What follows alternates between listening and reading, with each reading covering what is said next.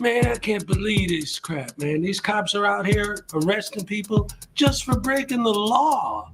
Man, these tyrants are out of control, bruh.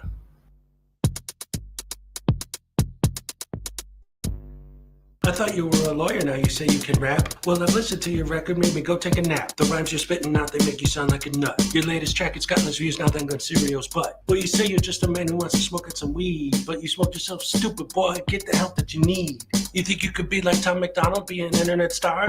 The problem is your brain's so tiny, it would fit in this jar.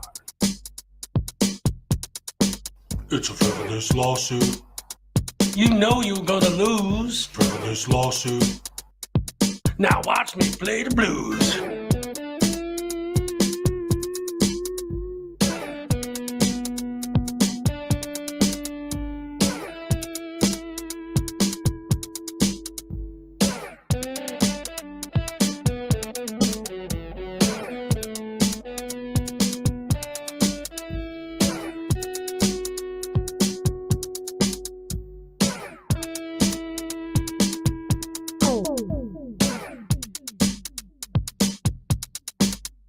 Frivolous lawsuit.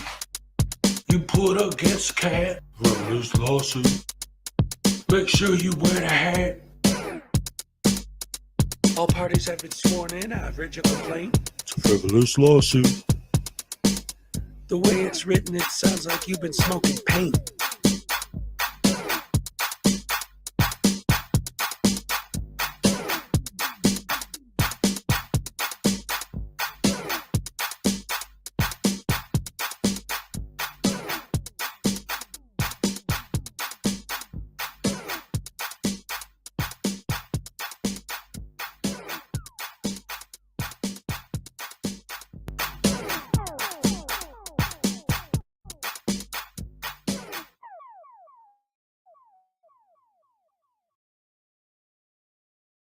That means If we have that title to your shit, we will take it.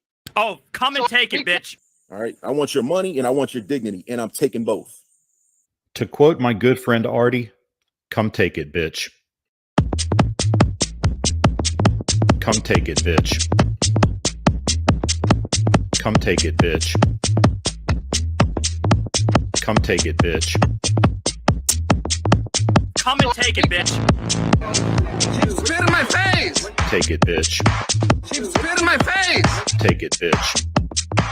She spit in my face. Take it, bitch. She spit in my face. Take it, bitch. Take it, bitch. She spit in my face. You're a fucking idiot. She spit in my face. Shot little thick dude.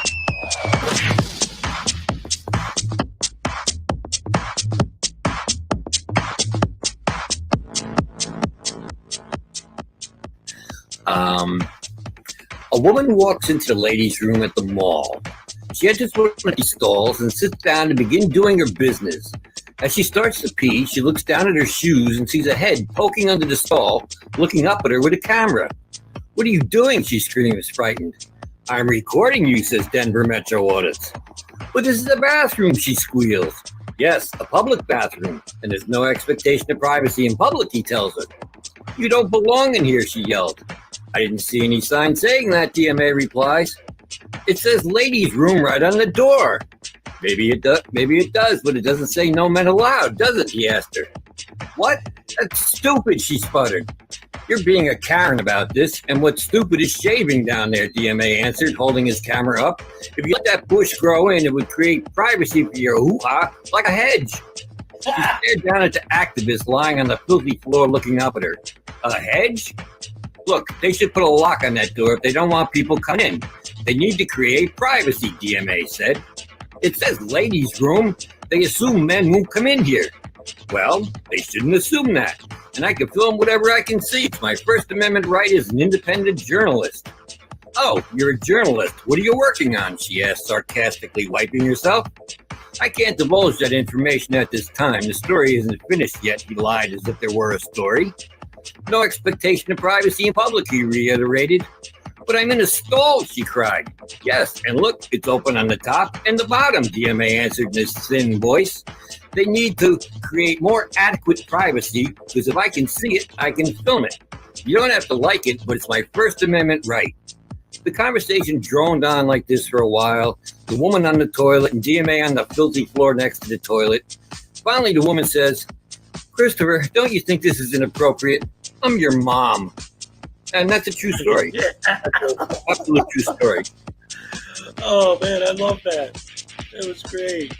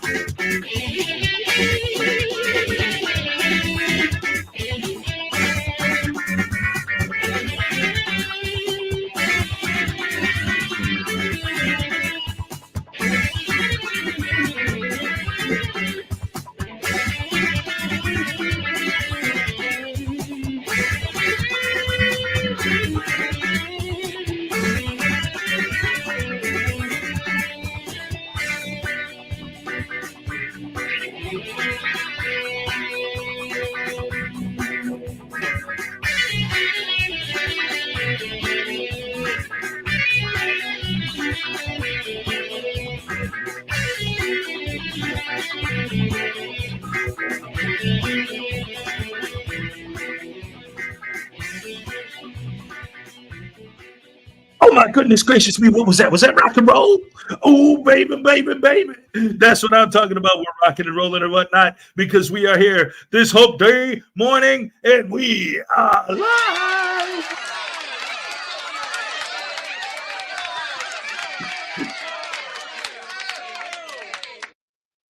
Hello, everybody. Good morning and welcome to the show on this beautiful Hope Day Wednesday morning. And I'm so glad to see so many do bandantiality. Jason Gutterman. So many wonderful, beautiful, fantastic, amazing people here as always. And once again, ladies and gentlemen, I am proud to announce, I am so thrilled. Ladies and gentlemen, once again this morning, we are joined by the one, the only, the beautiful, the gorgeous, the amazing, the fantastic Ray is here. All right.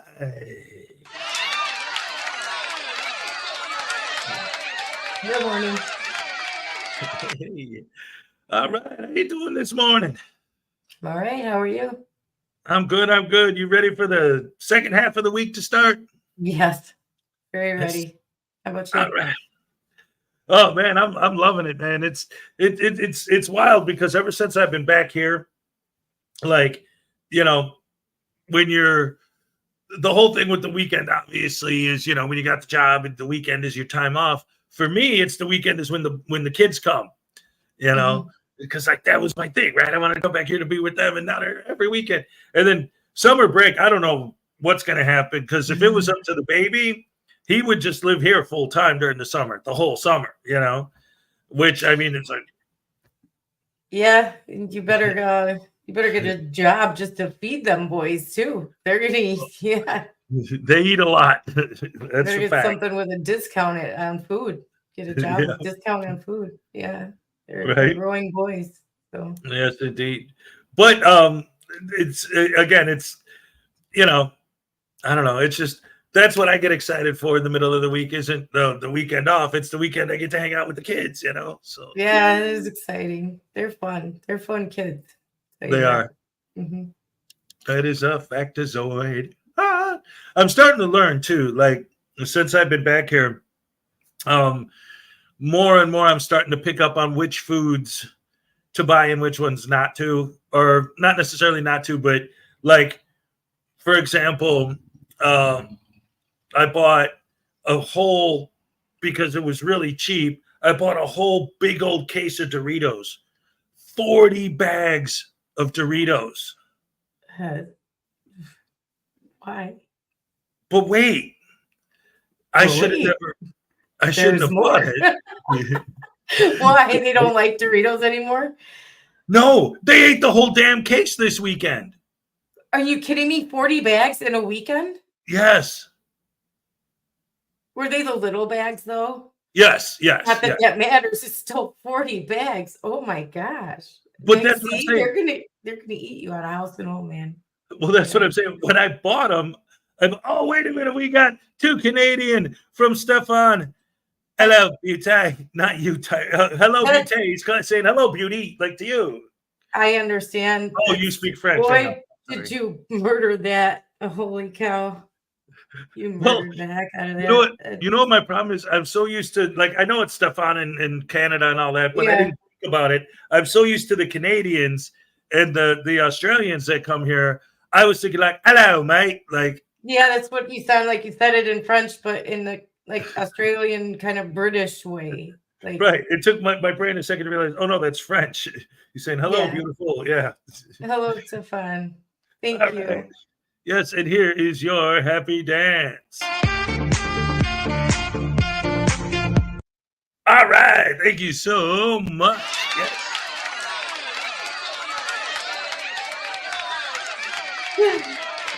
I'm sorry. I put myself on 2 diets because I don't get enough to eat on just one. That's awesome. Yeah, I know there's only 3 chips in those bags, but that's a lot of Doritos, you know. Right. But okay, see, but that's the point that I'm getting at, is that like I bought that because it was bulk and I figured that'll last forever, you know. But they wiped that out in one weekend. But I bought a box of instant mashed potatoes. We had mashed potatoes with every meal. but they're not like, give me more mashed potatoes, give me more mashed potatoes. So that whole box, even though we used it every day, is still pretty much full, and we barely made a dent. Rice, things that expand. A moment of silence for Hez is French. Merde. Merde. Is that right? It's about as bad as the whole thing of Doritos going. You know what? When you go to the grocery store and you're shopping, your big shop for the kids, call me. Yes, actually, ladies and gentlemen, I did that once, and she helped me so much. I was in the store, and I'm texting her. I'm like, okay, here's what they got. What should I get? And I only got this much money. And she's like, buy this, and this. And her list was perfect. In fact, at one point, do you want to tell them what my son did? Yeah, the baby texted me thanking me for having his father get bananas because they're his favorite. And I didn't know that. So, but bananas are good for everybody instead of like, we had mashed potatoes with every meal. You know what I mean? Oh, no, right. But the point I'm making is food that I can buy that will actually last a while. Yeah. And it wasn't the nutritional value of it. It was, I thought the chips would last a while. They're gone. But the potatoes, I'm going to have those forever. Yeah. But I'm saying, and you can have, there's foods that you can buy that last a long time that have better nutritional value than, mashed potatoes. Those are just empty carbs. It's just empty carbs. And it'll make the kids fuller longer. Right. So call me. Yes. When you go to the store. I'll help you. It's hard when you have kids that are growing and they're hungry like every minute of the day. Yep. So it's a difficult balancing act, when they want junk food all the time and you're trying to like, wait a minute, can you have a kind of vegetable in your face for a minute? So yeah. Yep. Yes. I understand. Yeah. And I got a bad habit of I have a bad habit of buying because I like good meat. So I have to learn, I got to stop using such a big chunk of my budget for food on steaks and pork chops and all these fancy cuts of meat and stuff. You can have that stuff, but not like every, meal. You know what I mean? It's like, you got to say, okay, once per food budget, we'll have steak. Once per food budget, we'll have that expensive meat, Right. And I know you save that for the kids because you want them to eat better than you. And I know you do that because that's who you are. But, once it's good. 20 pounds from Palmer, Scotland. Bonjour, très mes amis. Oh, shit. You read that one.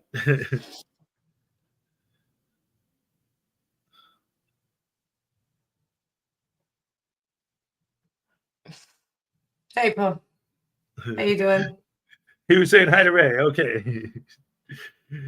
For 20 pounds, here's your happy dance. All right.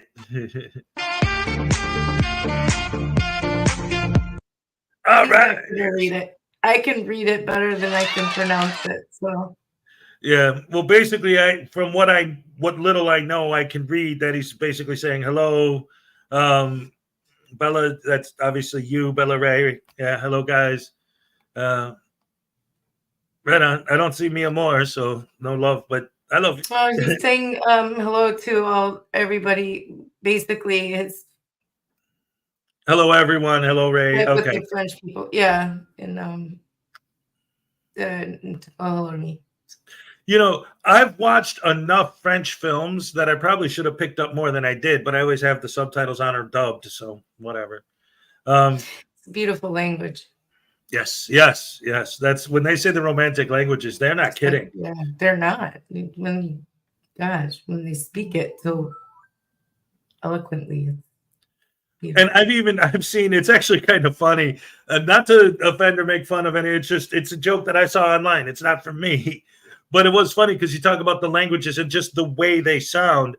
And it was these shorts, and I watched a bunch of them where they pick just random phrases like, what time is it? Or whatever, it could be. But they go through different languages, and it'll be They like, have them lined up. Yeah. right? Starts And with they always, English and then they have different, and then they get to German, and the guy's like it always, screaming it out. yeah, it always They ends in have German. And it's like, yeah. They have ambulance and the word love and like all these right. different words. And by the time they get to the German guy, he's like, here's what it sounds like in German. And it's this mean word, you know. Right. So he They're sounds cracking mean, up by the end. Yeah.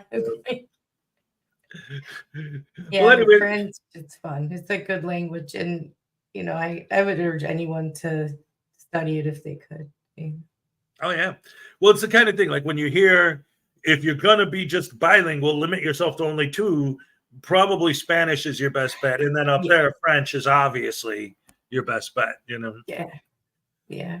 For business wise, if you're gonna learn another language, probably his like Spanish, because that's where we're closest to. Right. Unless you're trying to be like a crazy businessman, then you want to learn Japanese or Chinese. But yeah, just for us, like trying to get a job here in the neighborhood. If I spoke Spanish fluently, I could walk into any building in my neighborhood and get a job tomorrow. Just based on that. All right, Jason D was first. Here's your happy dance. All right, yes.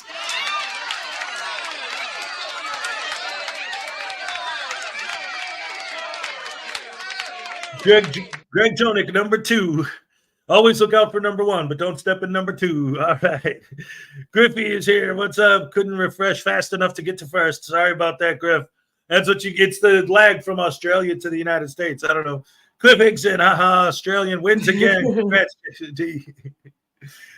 Greg Jonick, my tiny chihuahua is here. All right. What's up, little G? Great to see you. Greg Jonick, Griffey, Stefan. Let's see. Oh, ladies and gentlemen, Cindy Kershaw's in the house. Morning, y'all. And my pizza. A little bit, yeah. It's like a little bit minor pizza. No, you're not. All right. Terry Barnes, good morning. God bless you all. God bless you, sir. Absolutely. Welcome to the show. Great to see you as always. David E. Persons. He's the 9th one. He actually counted. All right. The people I've spoken. All right. And of course, the beautiful, the amazing, the gorgeous Ray Ray. All right. Well, Ray. 10. Cynthia Carrinshaw, Paula Scarlett. Hey, all right. Thank you so much. Great to have you here. Ladies and gentlemen, commentator auditor is in the house. All right. What's up, buddy? Great to see you. Let's see who else. Boop, boop, boop. Do do do do do do do do do do do do do do. Mull in a hole. I'll be in the area. That's the place to be. Mr. Thomas, good morning, Hez and Ray, and happy hump day. All right. Scroll. Did you miss Greg Jonick? Isn't he here? I think I said hello to Greg. Oh, okay. Yeah, he was one of the first, like second or third in that race for first place. He got that space jersey. Fool is here. Good morning, Hez. Good morning to you, Fool. Hey, I mean, it's your name, dude. Come on. Jersey Fool. That was the same issue that I had. I mean, he didn't care because he knows it's his name, but it was an ongoing gag when I had Dummy Kruger as a guest. I kept calling him Dummy. Didn't somebody in the chat stop calling him Dummy? And you're like, that's his name. And he's like, that's my name. He's like, right. I remember that. So he was like, stop calling him Dummy. Mull in a hole, Paula Scotland, Jersey Fool, Jason D, what's up? Florida Jim, what's up? Let's see, we got Sandy G61. All right, good morning, I mean, oh wait, I'm South Kakalaki. Good morning, y'all. I like Good that, morning, South y'all. Kakalaki. I would love that. I lived in South Kakalaki. Right? Yeah. Morning, y'all. Morning, y'all. I can't do a southern accent, I don't think. I always end up falling back into Forrest Gump.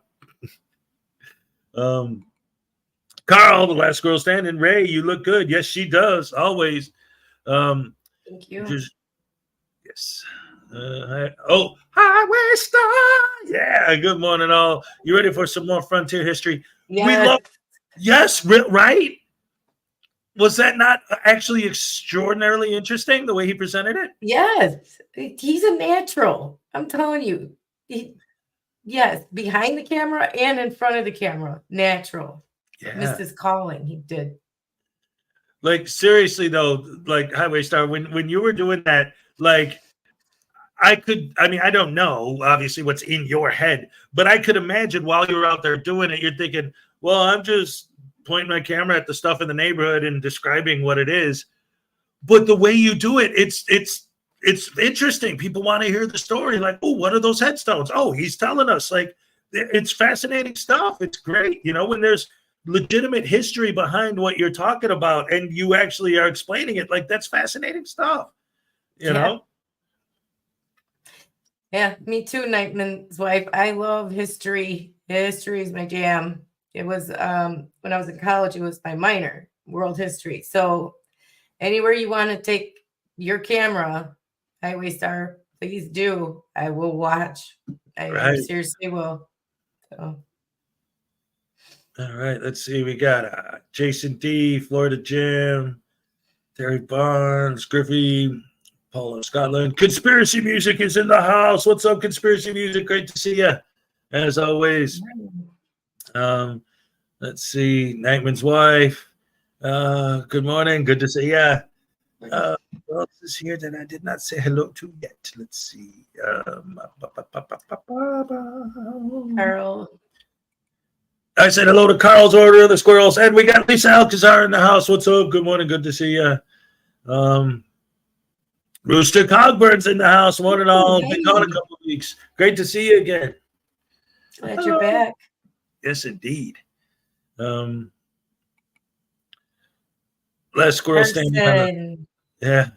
I saw Dial of Destiny. What's that crap about changing the canon, overthinking? Yeah, that's why I didn't even bother watching it. It's as far as I'm concerned, anything after the original trilogy doesn't exist in my mind. That's it. It's just no, I don't accept it.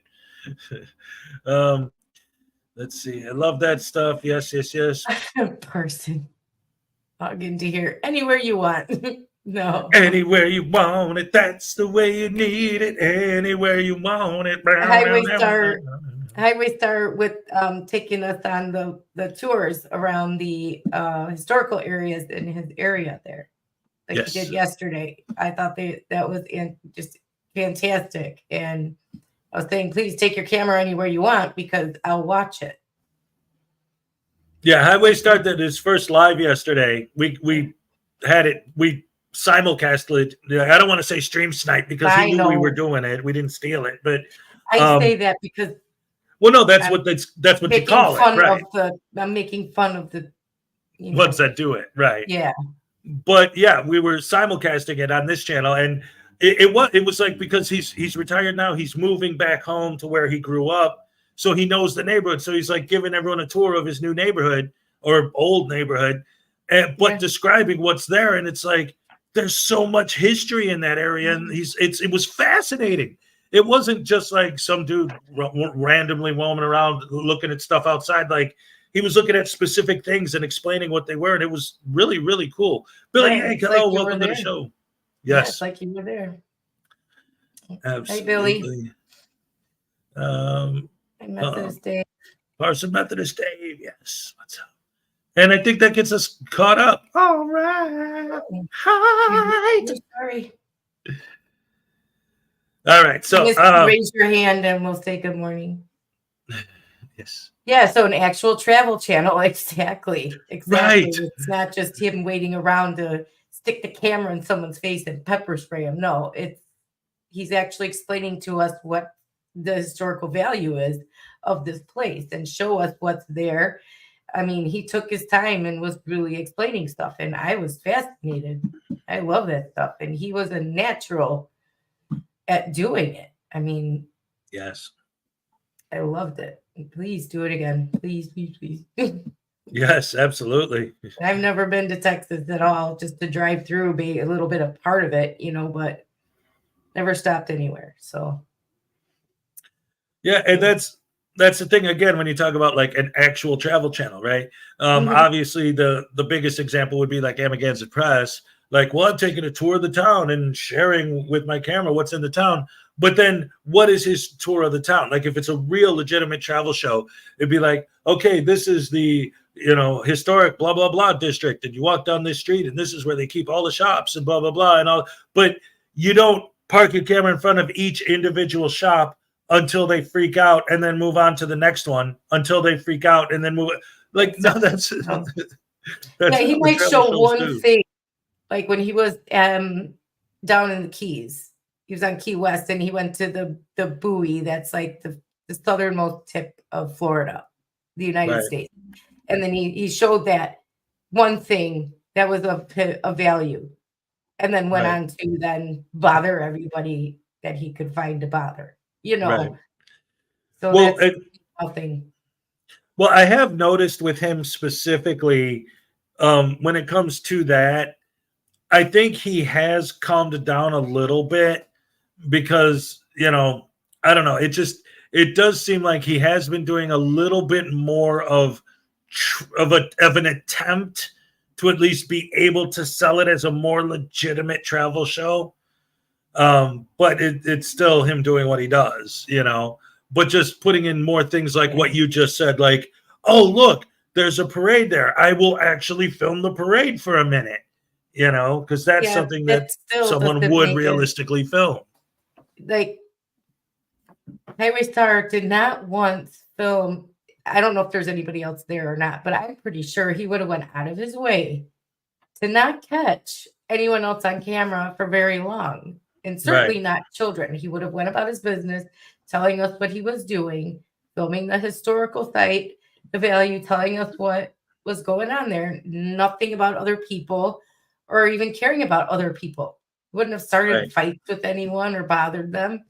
He would have just been doing what he was doing, like a true journalist or travel channel does.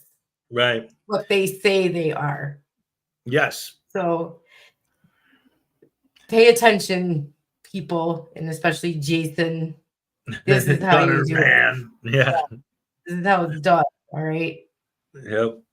When you say you're doing something like that, that's how you're supposed to do it. Right. Like, one of the things that I always wanted to do, but I never did, and maybe now that I'm back here. Donna Ray, what's up? Conspiracy music. I don't know if we saw conspiracy music or not. Yeah. All right. Yes. And this morning we played the intro with the Doc Danger joke in it. So R.I.P. Doc Danger. We still love you, man. Always and forever. But so what I always wanted to do, and now that I'm back up here, maybe I still will, especially now that I have a platform with this channel and stuff. But when I was in college, I would ride the L downtown, and I started to become fascinated with the architecture of the buildings from that height. From that height, yeah. Yeah, because like when you're walking down the sidewalk, you don't see all the stuff above you. Nobody looks up. Yeah. Nobody's looking up. Right. And I started noticing, like, even like the last, I guarantee you none of them remember because the little one wasn't even born yet. And then his brother was just a little guy, so they don't remember, I'm sure. Oh. But the last time we took the train downtown, we actually went to see Dora the Explorer live. And it was that long ago at the Chicago Theater. But we're on the train, and I was pointing out to them the architecture on all the buildings that you could see through the windows of the L as you're driving by. But I always thought it would be cool to take my phone and to intentionally film that stuff, and what's cool about the loop, right, is that when you take the train through the loop, you go all the way around. Yeah, it's literally a loop. Yeah. So I could get both sides. Like I could get all the buildings on this side on the trip in, and then all the buildings on this side on the trip out. So you get all the brown line that goes in the loop, right? I think it's the brown line that goes in the loop. Well, all of them, once they hit a certain point, they all meet and do the loop and then come out of it.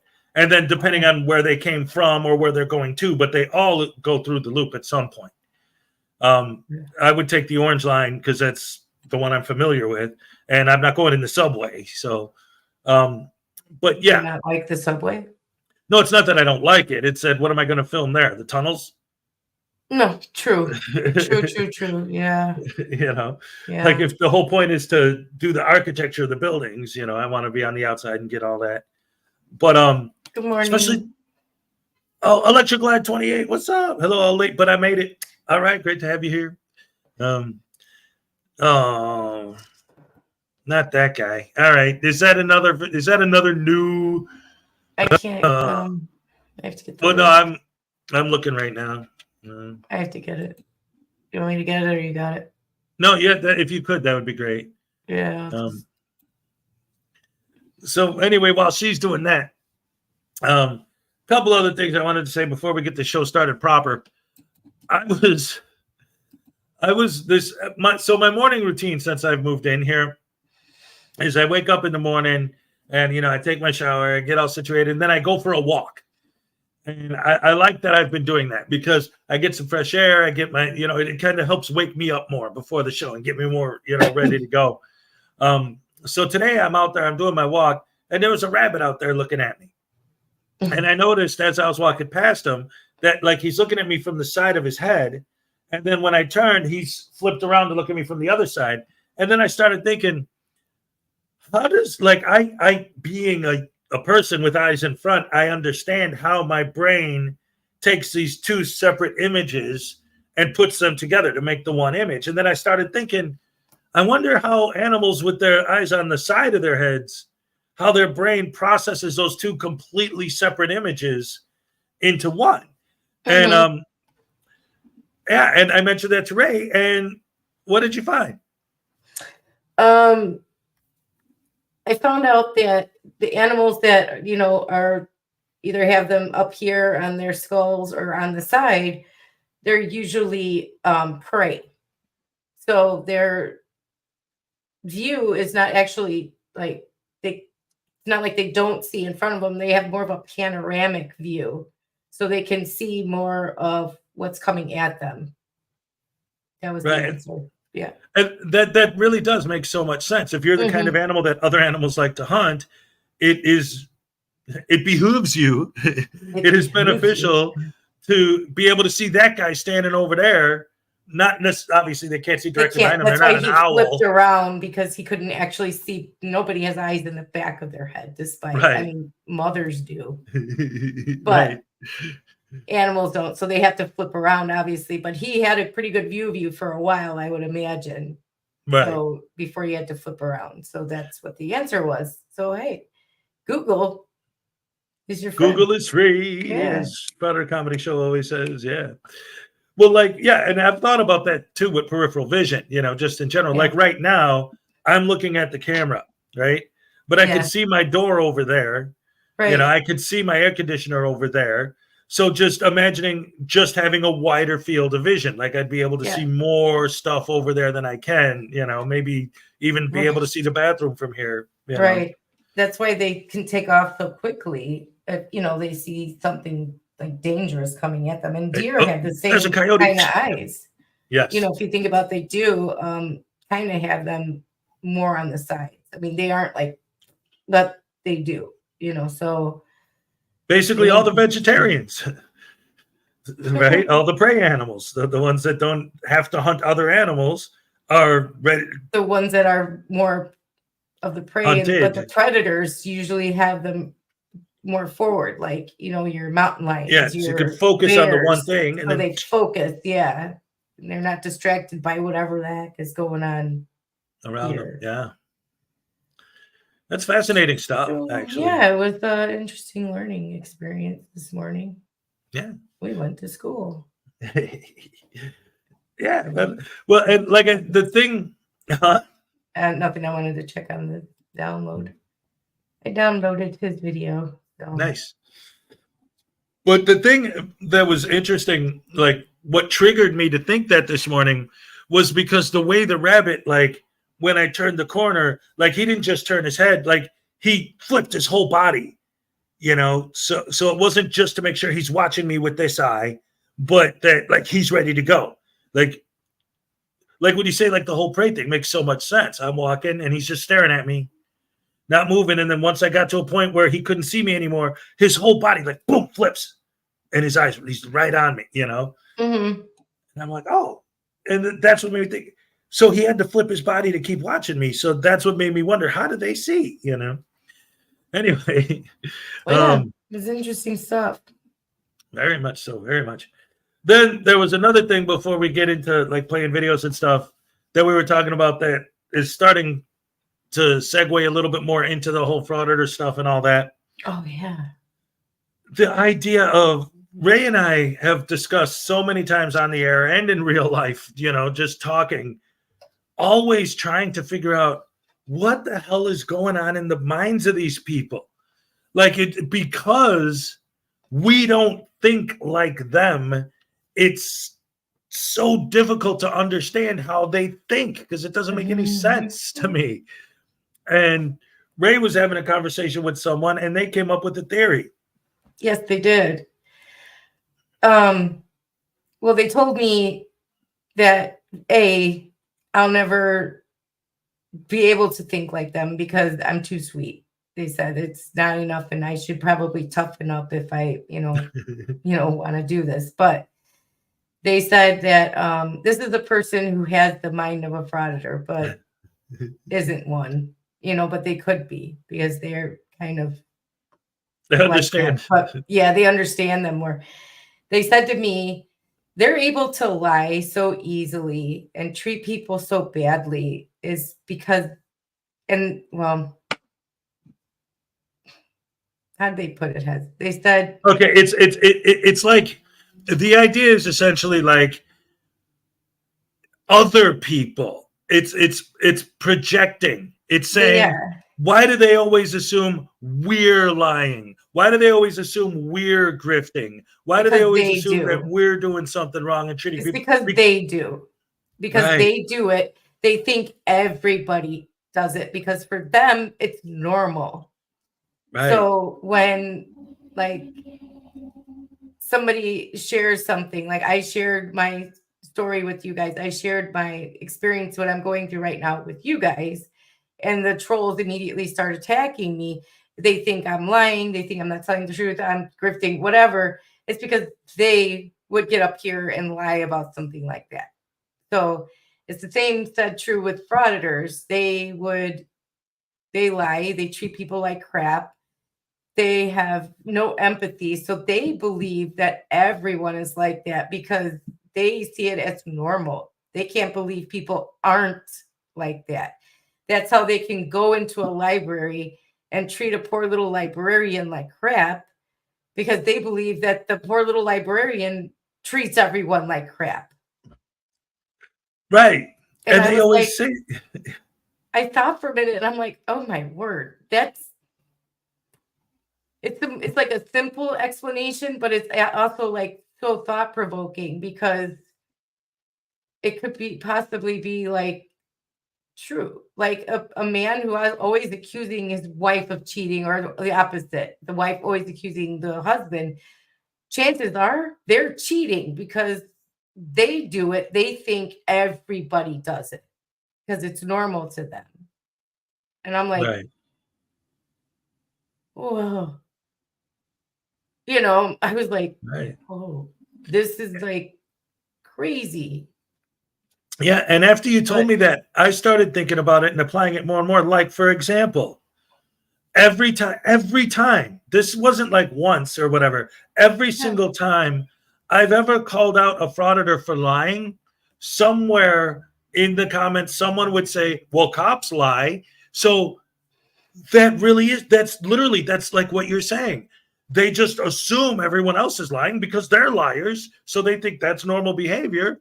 So when someone says something to them, they're automatically going to assume it's a lie because if they say something, they're lying. So why wouldn't everything everyone else says be a lie too? That's normal to them. When they said this, at first I'm like, yeah, I don't know. But then it sunk in a little and I'm like, I think they just blew my mind a little bit because I would have never thought of that. You know what I mean? And they're like, because you don't think like them.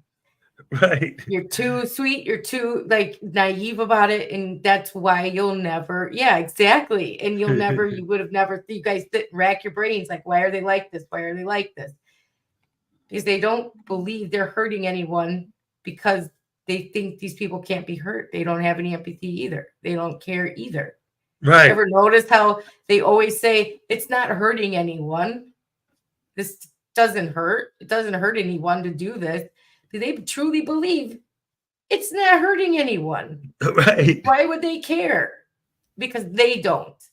They see it as normal to not give a crap about anything. Right. Like not caring about anyone else. Like, why would you care about me? I don't care about you. It's normal for them to not care. So they think everybody else doesn't care because why would you care? It's so foreign to them to think that somebody else might care. Yeah. I'm like, you're right. Oh, that makes so much sense. I didn't even think of that they think it's normal for everybody to not care, for everybody to lie, for everybody to cheat, steal, be a dickwad. You know what I mean? Because they are. Right. So that's just normal everyday life to them. So like for them, yeah, they just can't fathom anybody being not that way. Uncle Artie's Bar and Grill Stupidity for $5 has shot the jukebox last night. He said it made him cry. I think he had a tear in his eye. Never let Hez near the 45. Give Ray Ray a long, happy dance. All right. I can do that.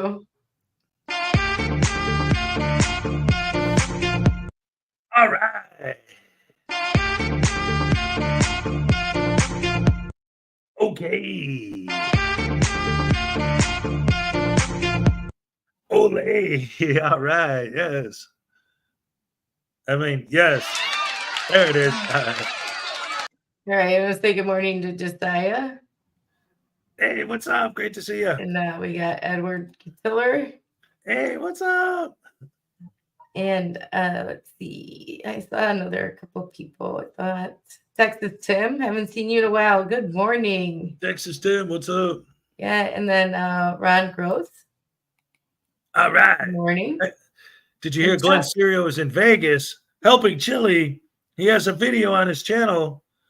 Buffets in Vegas, be on the lookout. Glenn Serio's in town. God.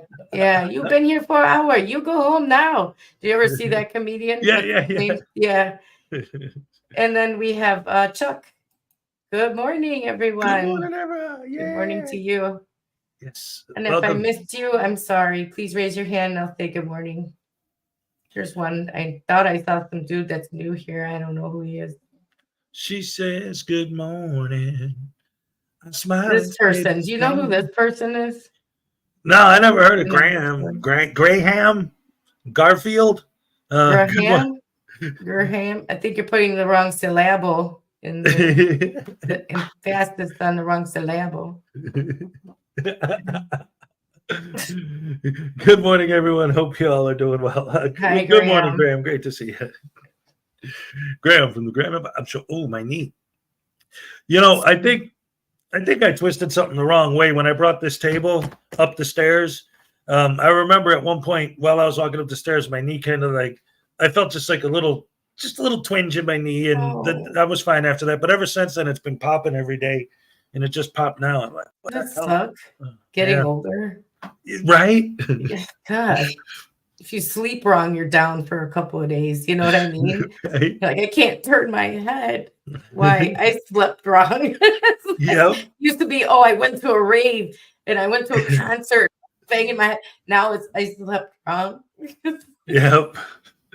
It's funny because I've even seen interviews with James Hetfield where he says like he always cringes inside every time he sings Whiplash.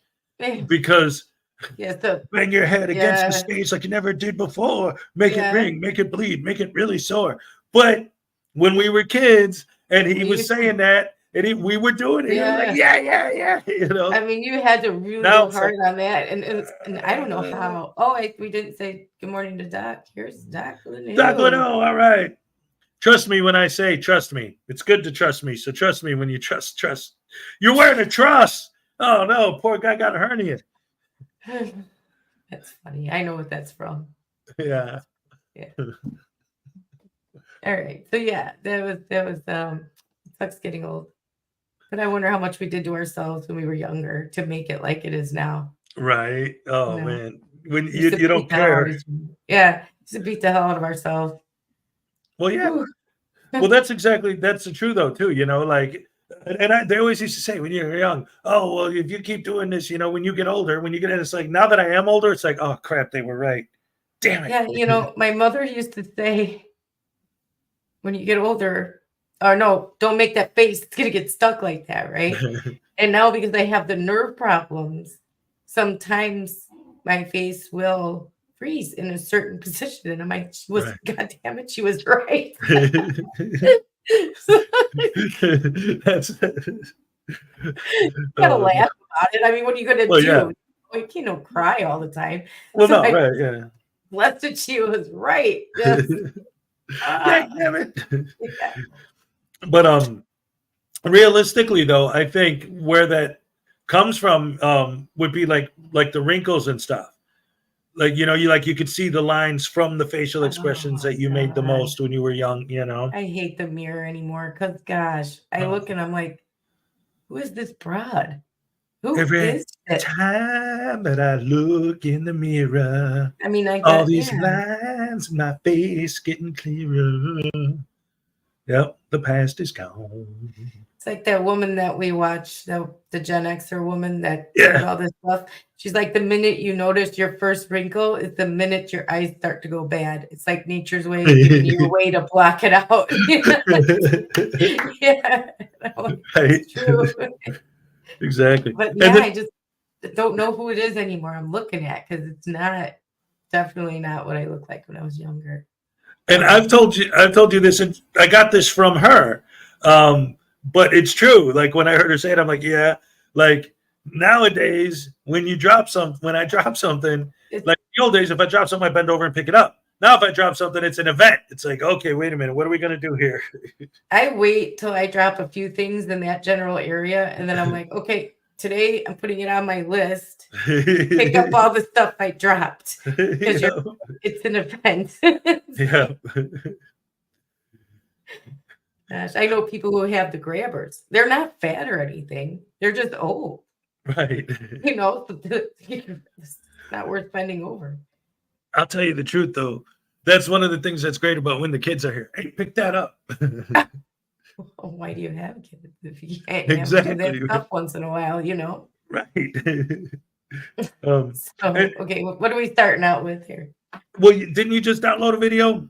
Let's get that did. over with before he has a heart play attack. that. All right, let me get that going here.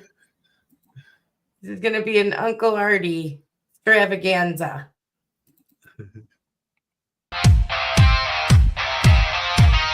I am fictional Chill Lita, not to be confused by that loony, the real Chill Lita de Castro. Now that is out of the way. Let's begin the lampooning of Chill Lita. Today is Sunday, April 28th. I am being held hostage because I am not a journalist. Judge Zimmerman, free me or I'll cry so hard your cop husband will come and arrest you for being a meanie. All I was doing was trying to be an unconstitutional law scholar. That cop that arrested me is lucky that I didn't take him to the mat with my patented martial fart known as Slap Foo. I am a mega master of MMA, of a secret martial fart anyways. My martial farts teacher is Glenn Serio, the master of the martial farts. He is a black belt in a box of Cheerios. If only Judge Zimmerman would let me out to run for governor. She's just like my mommy. When I get out, I will become governor or Nevada. Then I'll make it illegal for a woman to be a judge. That will show her. She's just like my mommy. Why didn't you love me like your son? Judge Zimmerman, you can't treat your son like that. When I get out, I'm going to show Mrs. Mommy Zimmerman how obsessed I can get. I'll show her how much of a psychotic pig I can be. Please contact your local post office master generals. Have them seize all the mail to and from Judge Zimmerman's house. Send the mail to me so that I can make my new mommy pay for her crimes of sending her little constitutional law scholar to jail. She didn't even fill up my sippy cup. For more awesome content, like. Oh, Uncle Artie. Oh my goodness.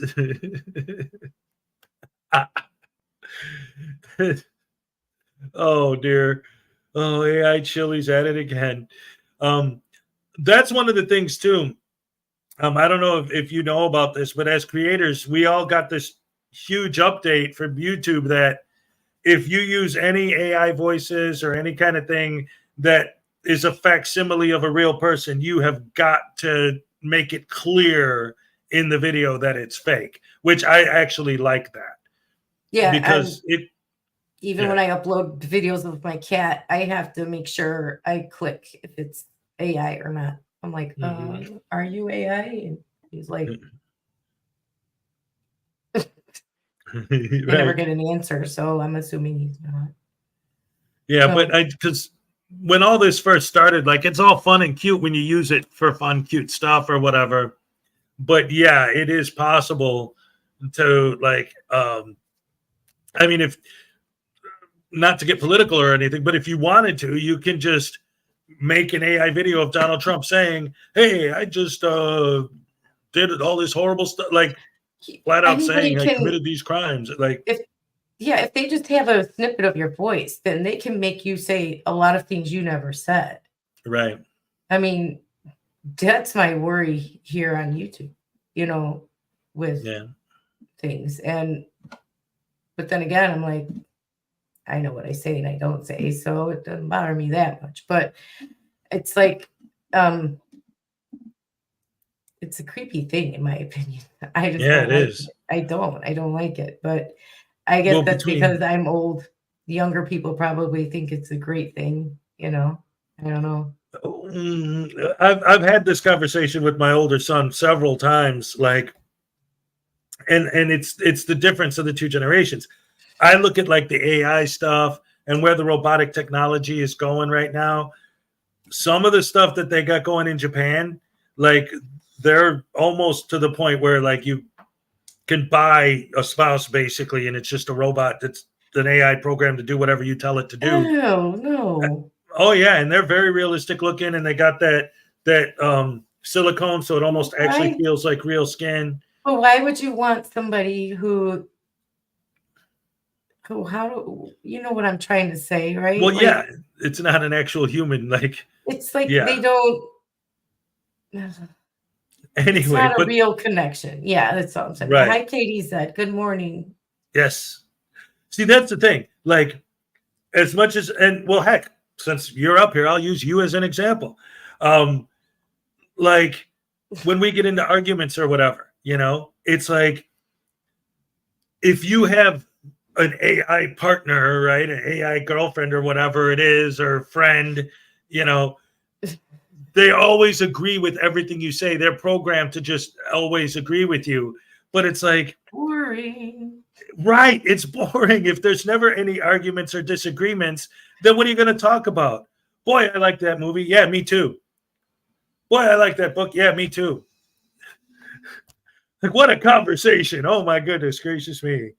But isn't that what most men want, is a woman who just agrees with them and doesn't argue, doesn't nag, they always say, you guys always say we're too emotional, that we fight too much, that we argue too much, we don't know what we want, we're too like hot and cold and all that stuff.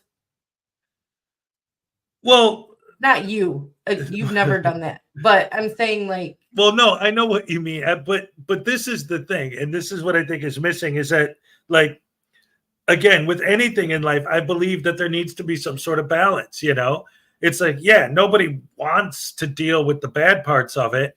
But if you take the bad parts out, then you take the humanity out. You know what I mean? Like, women will be running for that too. Right? Yeah. Well, I just want to buy a guy, but yeah, they are building pretty much female robots. I've noticed too. Yeah. Yeah. But that's a whole nother thing. But the point I was trying to make was that I vilified Probably good idea. I'm gonna keep my mouth shut. He's smart. He is a smart man. See, that's a smart man. I'm just saying, like, there's so many complaints that men have with women, but then when you don't have that interaction, you get all boo-boo lips. So I don't know what.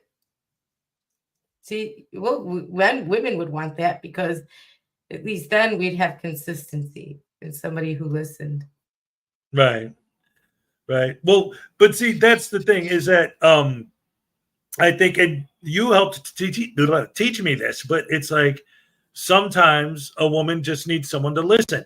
The guy's natural instinct is to hear what you say and then think, okay, what can we do to fix this problem? And it's like, I'm not looking for someone to fix my problem. I just need someone to talk to about it. Yeah. Yeah, just listen. Things wouldn't be so like volatile with her, you know. I'll tell you this, and this is another thing too, like why, like with you specifically, I know this wouldn't be a problem because you'd be sitting there watching the game with me. Yeah. But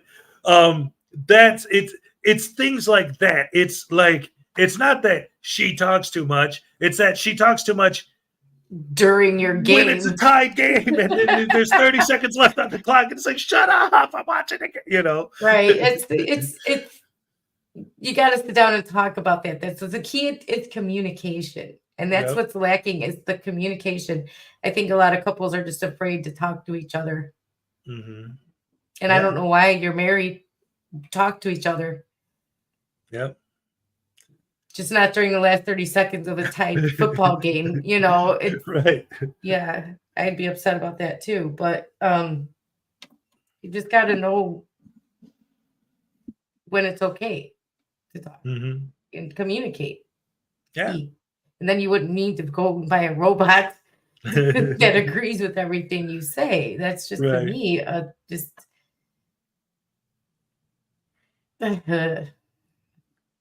well, you know what it is? It's that the human connection, right? Yeah. Is being removed. There's no humanity there. Like I said, in nature, in humanity, in life, like the good and bad are part of the entire package. You know, if you take the bad out, you take the humanity out. You know, that's why, like, even like with music, right? Yeah. When like, I have nothing against some of my music is electronic music. I don't have a problem with electronic music in general, like the idea of it. But when that takes over for melody, when that takes over for artistry, and it just becomes cookie cutter, like have the computer, like just tell the computer what popular songs all have in common and just have it start randomly pumping those out, you know, then there's no humanity to it. That's why, like, even with classical music or with jazz, right? When you hear different people could play the exact same song, hit the exact same notes, and yet it sounds better when someone else plays it because they put that feeling, they put that emotion into it. Right. When you're building an AI person, when you're dealing with it, you're taking that aspect away. And it's all just computer generated, blah, blah, blah, blah, blah, blah, blah, blah, blah, blah, blah, blah. Red. Yeah. What's up, Society Red? For me, when I like a song, it's about the lyrics. It's about meaningful lyrics, you know, and it could be any type of music, really, except rap. I'm sorry, I just don't like rap. Anybody can like rap. That's their I was going to say their problem. It's their choice. Prerogative. Yeah. It's their prerogative. Yeah. I just don't care for it. But lyrics to me are what make a song. And for somebody to just sit and make cookie cutter music, it's not going to have anything meaningful about it. Yeah. You know, I'm not going to say our music's better than their music now. But it is. Like but that. Okay. Yeah, it is. There was a lot of 70s, 80s, even 60s, late 60s had great music, you know, 3 generations there with really great music. You know what I mean? And the lyrics and a lot of that is what made it. And the new innovations in like guitars and electric guitar and everything else, just the recording equipment. And the recording equipment and everything, just so there was a lot of it was advancing so fast back then, you know, that it was really great.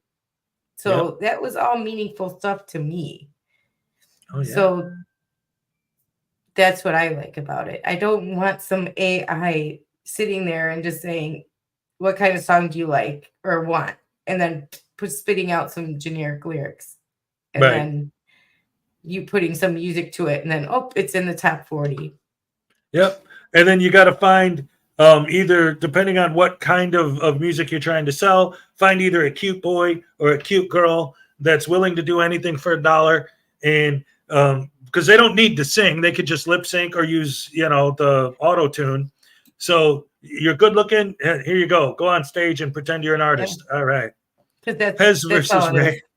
Yeah, epic rap battle of history. Yes. You ever watch that? Yeah.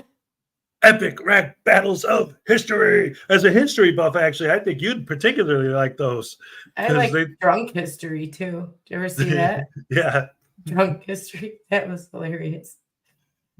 See, that's something like I don't drink a lot, so I don't think I could. But I've been married 47 years, and my wife is still correct.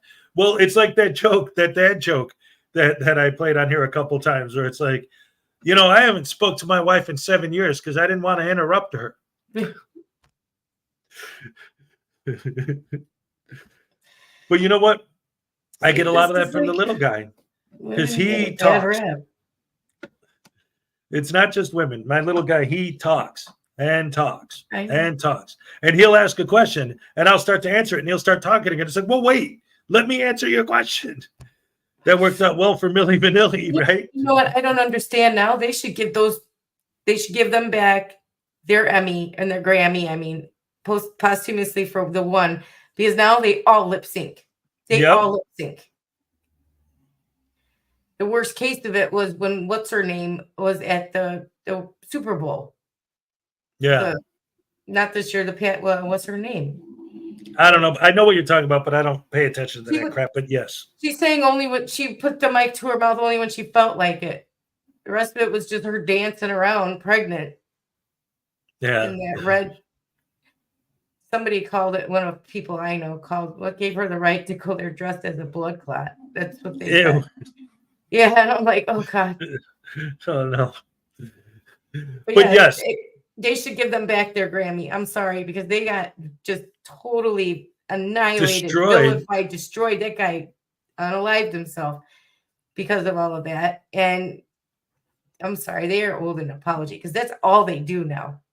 Well, and I'll tell you what, that's why I've always been, and especially nowadays, like you say, when you compare to modern music, the Monkees were the most real band ever when you compare them to bands now. You know what I mean? Like at the time they were vilified and people went after them and they're horrible for being a fake band. And it's like, but they actually did play. They actually did tour. Like they actually did sing. Like they didn't there was no such thing as auto-tune, you know? Conspiracy music comment there. I'm going to highlight it. Actually, I am a musician and I endorse AI and I think it's a useful tool. But this is the thing. Okay. I've used auto-tune. And before we even started talking, I said I'm not against electronic music or digital music or using these tools, right? Well, but want to hear why they think AI is useful, because there's like I said, I go into any debate with an open mind, and maybe there's a thing I'm not thinking of here.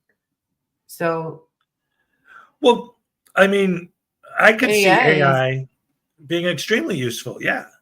But like I said at the beginning, talking specifically about the AI, I started by saying it's fun and it's great when you use it the right way. And I think that's essentially the same thing he's seeing here. You know, if you're using it to try and frame somebody for saying or doing something they didn't say or do is completely different than using it as a tool to be creative, you know? Yeah, using it for nefarious purposes, I'll never agree to that. And that's what scares me about it, is like, yes, there's a lot of people that just want to use it for that.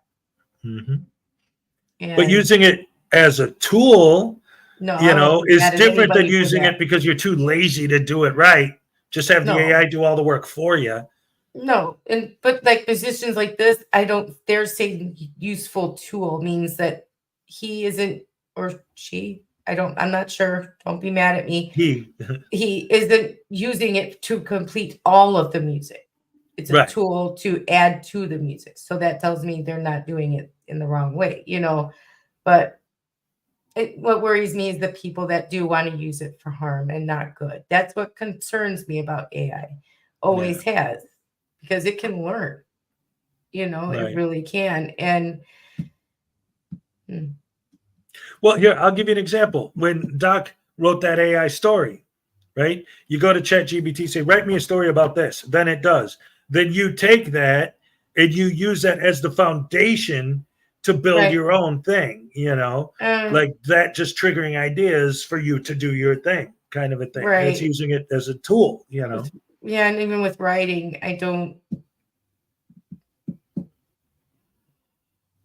a different school of thought on that. Now, whether it's wrong or not, I don't think so. Like you said, use it as a foundation to do work around. You know what I mean? But I'm of a different school. I wouldn't personally do it. Right. But I don't care if others do. Right. It's not plagiarism. So then it's fine. And Doc's stories are actually really, really good. He's a good writer. Especially the Sippy Cup series. Very good. Yes, it's funny. The one that's coming up this weekend. I think he's doing the premiere Saturday instead of Sunday this weekend. So be on the lookout for that. The Sippy Cup storyline. The Sippy Cup storyline continues. So yes, we have some new characters that are coming out this weekend, and I am one of them. Nice. All right, I'm looking forward to that. Yeah. I won't say what it is or what role I play in the story, but I am there this week. Nice. I love that. That's awesome. Yeah. Yay. Yeah. So he's writing them real well, and I think because they're so good. I told him, "Hi, P. Barnes. Wow. Yes. So nice to see you." Absolutely. AI is dangerous. Impossible. Yeah, you're right. Yeah. But yeah, the other day, actually, you weren't here. Someone was like, "Has anyone seen P. Barnes in a while?" And then he's like, "I'm right here." And yeah, there he is. I haven't seen myself. I've seen him around some chats places sometimes, but I haven't seen him like on a regular like I used to, and I miss him. Miss you. Yeah. Yes, absolutely. We love you, Pete. Hi, Raven Dark Star. Oh, wait, Raven Dark Star. Yeah, learn from Transcendence and BSG down with AI. Well, okay. See, now let's go back to what I was originally trying to say, which is I was having a conversation with my son about that over the weekend. And I was talking about like the mentality, and he being younger has this mentality, and that's what triggered this discussion. I look at movies like The Terminator as a warning of what's going to happen if our technology goes too far. And he sees it as like how to, like, yeah, this is, let's start building the Matrix and do all that. That's great stuff. And it's like, no, that's horrible stuff. That was a warning. He's like, oh, no, that's science fiction.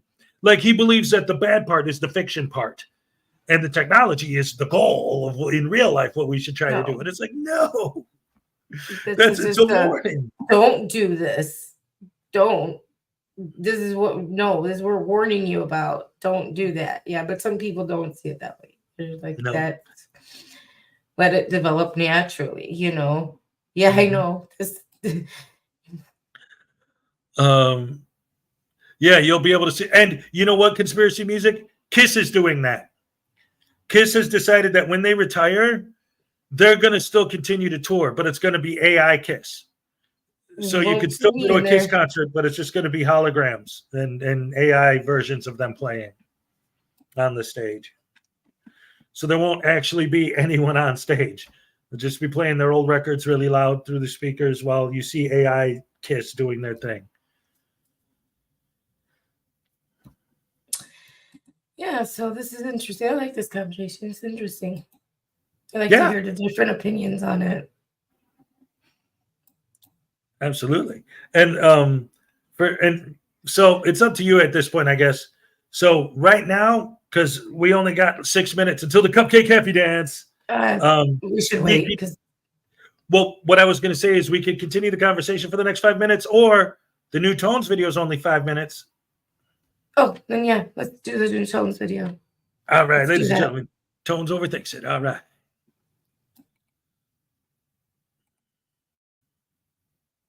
Thinks at the show where I think too much to make up for the people who don't think at all. And welcome to another edition of TLDR.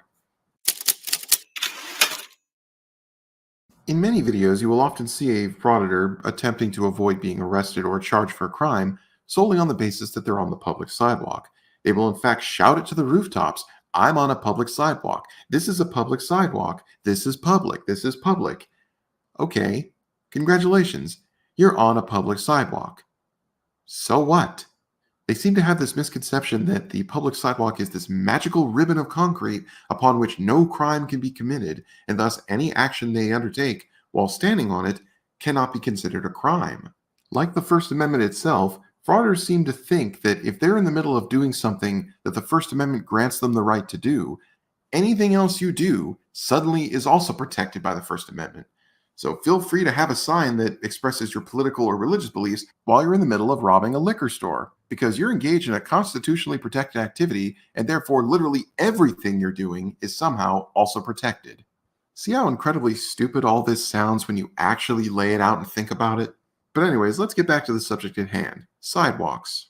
Frauditors don't know it, but crimes can still be committed while you're on a public sidewalk. They are still within the jurisdiction of local law enforcement. They are still subject to all the same laws and ordinances of that area.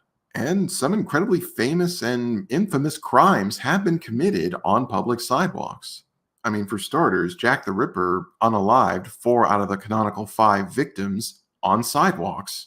Even though he was never caught, had he been caught, he would be charged with that crime. John Warnock Hinckley Jr. attempted to assassinate then-President Ronald Reagan while standing on a public sidewalk. Did the sidewalk or the fact that he was expressing a grievance towards the government magically protect him from prosecution?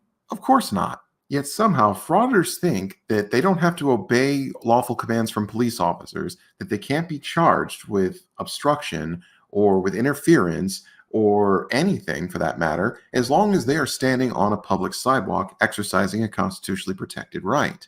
Aside from those extreme examples, there are crimes that can only be committed on a sidewalk or any public place for that matter. To give you one example, loitering. It is entirely possible to be cited for occupying a public space without using it for its intended purpose. And the primary function of a sidewalk is to provide for pedestrian movement and access to buildings, parks, and other destinations. And how often do we see frauditors using the public sidewalk as their shield to justify them standing out in front of someone's private business to provoke a response? Also, in today's day and age, not every crime requires that it be a physical act in a specific physical location. Time and again, we've seen it's possible to commit a crime against someone without being in the same room, let alone on the same property. Being on a public sidewalk does not give you free rein to victimize another individual. And yet frauditors not only believe that it does, they somehow believe that it is a noble and civic duty to do exactly that. I've already gone over how frauditors are primarily motivated by their feelings, so now I can't help but wonder, do frauditors consider the public sidewalk to be their safe space? That while they're standing on it, no one can hold them accountable or responsible, criticize them, or make them face the poor decisions they've made in their lives? I mean, it would make sense. They treat it like it's a place that makes them special or otherwise better than everyone else around them, and they use it as an excuse to avoid consequences. They cling to it and they say repeatedly that they're standing on it like it's somehow sacred ground, and that you have to be super nice to them and do everything they ask you to do because it'll shatter their worldview and upset them greatly if you don't. But the fact is, the public sidewalk's not a safe zone. It doesn't grant you any kind of immunity, no special privileges. It doesn't empower you, and it doesn't take away authority from those in authority just because you're standing on it. So when frauditors like to put the buzzwords in their titles about how they were arrested while filming on the public sidewalk, okay, congratulations, that's where you were. You could have been arrested on the moon for all we care. If you're violating the law, it doesn't matter what you're standing on. But then again, maybe I'm just overthinking it. Thanks for watching, everybody. If you like what you see here and you want to see even more in the future, please consider subscribing to my channel. Also, feel free to share your thoughts down in the comment section. I always love to read them. Till next time. All right. Right. 1 minute to spare. Yes, love tones.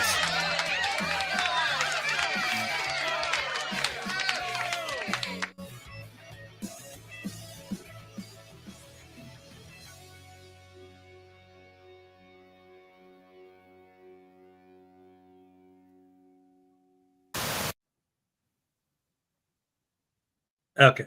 Sometimes he has the post credits, but not always. Ladies and gentlemen, it's time for the cupcake happy dance. Here we go.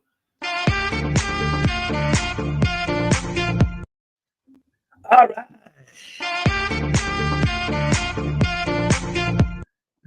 Okay. Oh no. There we go. Ole. All right. Yes.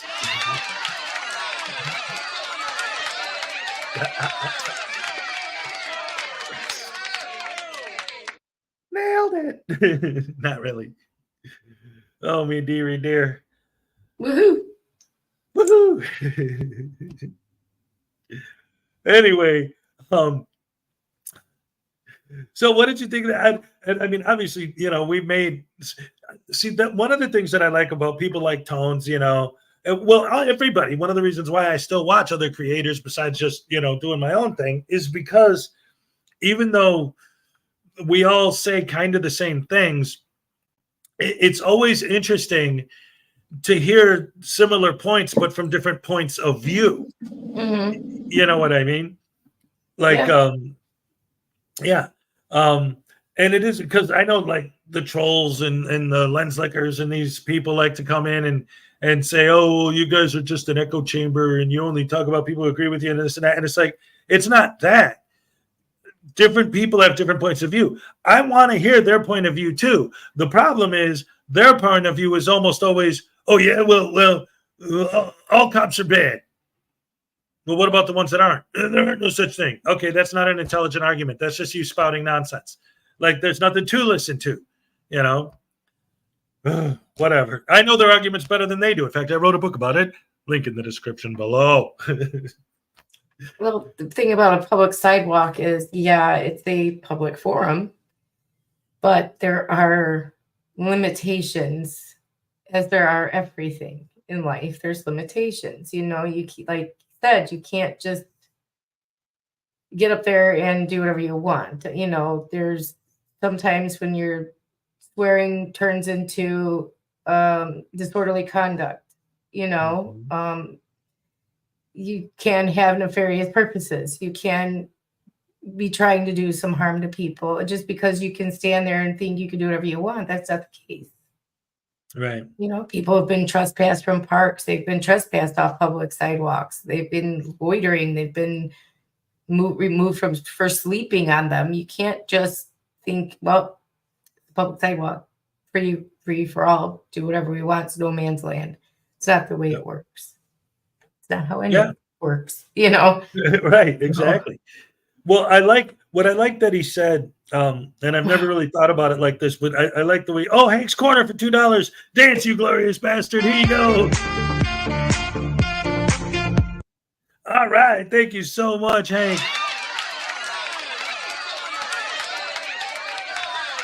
I've said this before, ladies and gentlemen, but outside of YouTube world, in real life, Hank's Corner is one of the few people that I've actually been in contact with that has my actual phone number and my real name and all that. So we love Hank, huge supporter of the channel. Great to see you here, Hank. All right. He's a good guy. Fraudit Terminator. I saw you say hi. Thank you. Oh, Frauditor Terminator. Mm-hmm. For a second there, I was like, we have Tyrant Terminator in our chat? Fraudit Terminator. Did I say Tyrant Terminator? No. Say that. Oh my God. No, you didn't. You said it right. But an my ancient brain. chart music and artist here. Ancient chart music and art. All right. Woo-hoo. You scared me. I'm like, please tell me I didn't say that. Please. No, you didn't say that. My brain heard that, but that's not what you said. Doc Leno for $5. Part 2 of Will Sippy Cup Shenanigans premiere Saturday at 3:30 p.m. That's right. And don't forget our show right here on Saturday Right after that, I think he timed it that way on purpose. Our guest is going to be the one and only Lucid Dream. Here's your happy dance, Doc, right here. All right. Yes, thank you. All right. I'll be here with you at that time prepping for Snafu. That's right. Snafu. Well, the Saturday night Snafu. Speaking of which, this is perfect timing because our guest this Saturday will be the Lucid Dream. And the next video I had on deck was the new Lucid Dream video. What a segue. Hey, I'm a professional. Let's get into it, ladies and gentlemen. Here you go. I felt like a pirate just now. Here you go, mate. I can't do accents. I'm sorry. Leave me alone. All right. All right. Well, let's go ahead and watch the video. This lady doesn't understand she works for and in the public, I guess.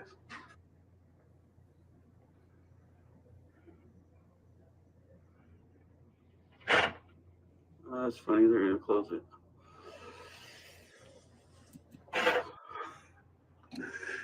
You would have thought, like, that was crazy. You would have thought there was, like, a freaking super soaker pointed at that lady or something. She didn't want to get wet. You know, I think I can say for certainty that I'm speaking for a good majority of women here, if not all.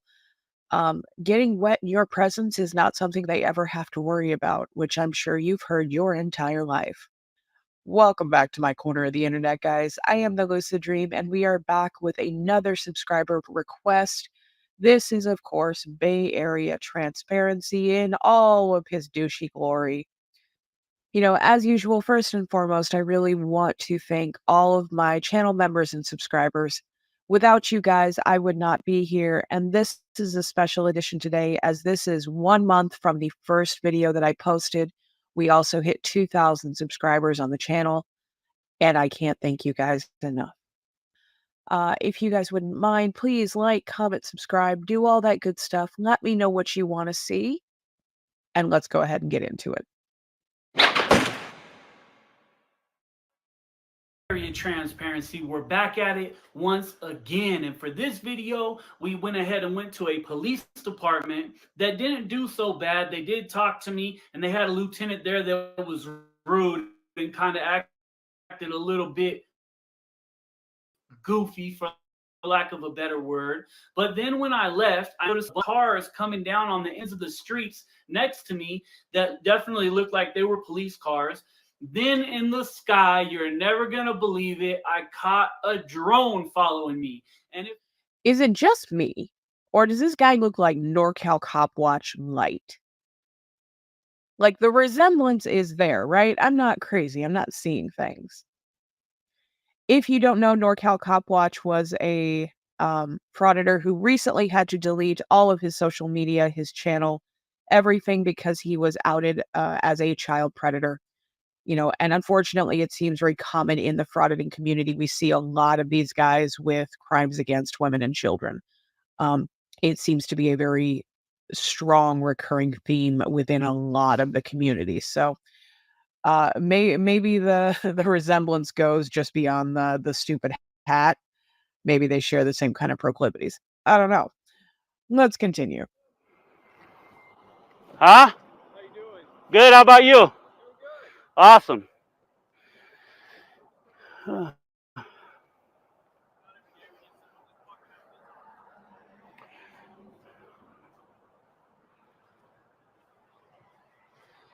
get like this way. What was it?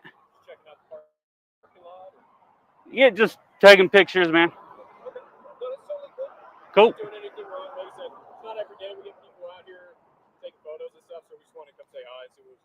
Cool. Yeah. All right. I don't give my name. That's fine. You haven't done anything wrong, so. Cool. Yeah. How you doing, sir? That's good. I'm good. What was your name? I got Tyler. Omar. Cool.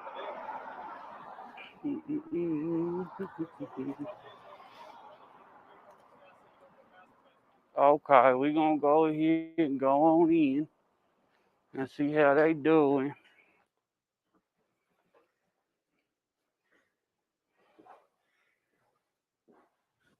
Oh, he got a motorcycle ringer. I like the motorcycle ringer. That's pretty cool.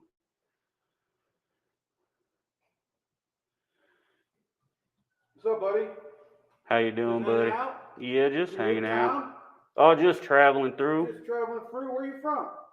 down south. Where's south? The I'm from south? Texas. Texas? Alabama. Huh? Alabama. What part? Novus, little town called Novus. Novus? What you doing up in? Seeing the casinos and girls, man. There's girls. Where at? Besides my wonderful ladies working, but I don't know if that's the kind of girls you think you're talking about. No, man, no, the nightlife. Oh, we got nightlife. Yeah, those ladies in the office are definitely not the kind of girls he's talking about. The kind of girls he's talking about are the ones that charge by the hour and will overlook the fact that he is a walking pile of festering garbage for the right price. Oh, we got nightlife here. You down in Alabama? No, now where I'm from, it's a little country area. What are you taking pictures of in here? Huh, man? Just everything? What was that? I said, what you taking pictures of in here? Oh yeah, just everything, documenting the travels. Documenting the travels, inch by inch. It looks like.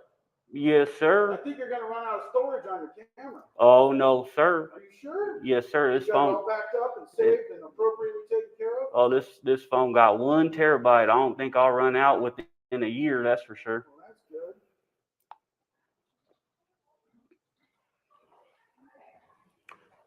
Is he taking another picture? He sure is.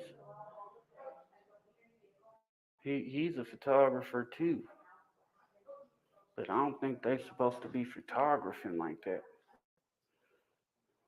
We got Officer Hurley here back trying to he likes to take pictures. That's I okay. like to take pictures too. It's awesome. Pictures are How about good, you? bud. I like pictures What's your myself. first name, buddy? So we can talk.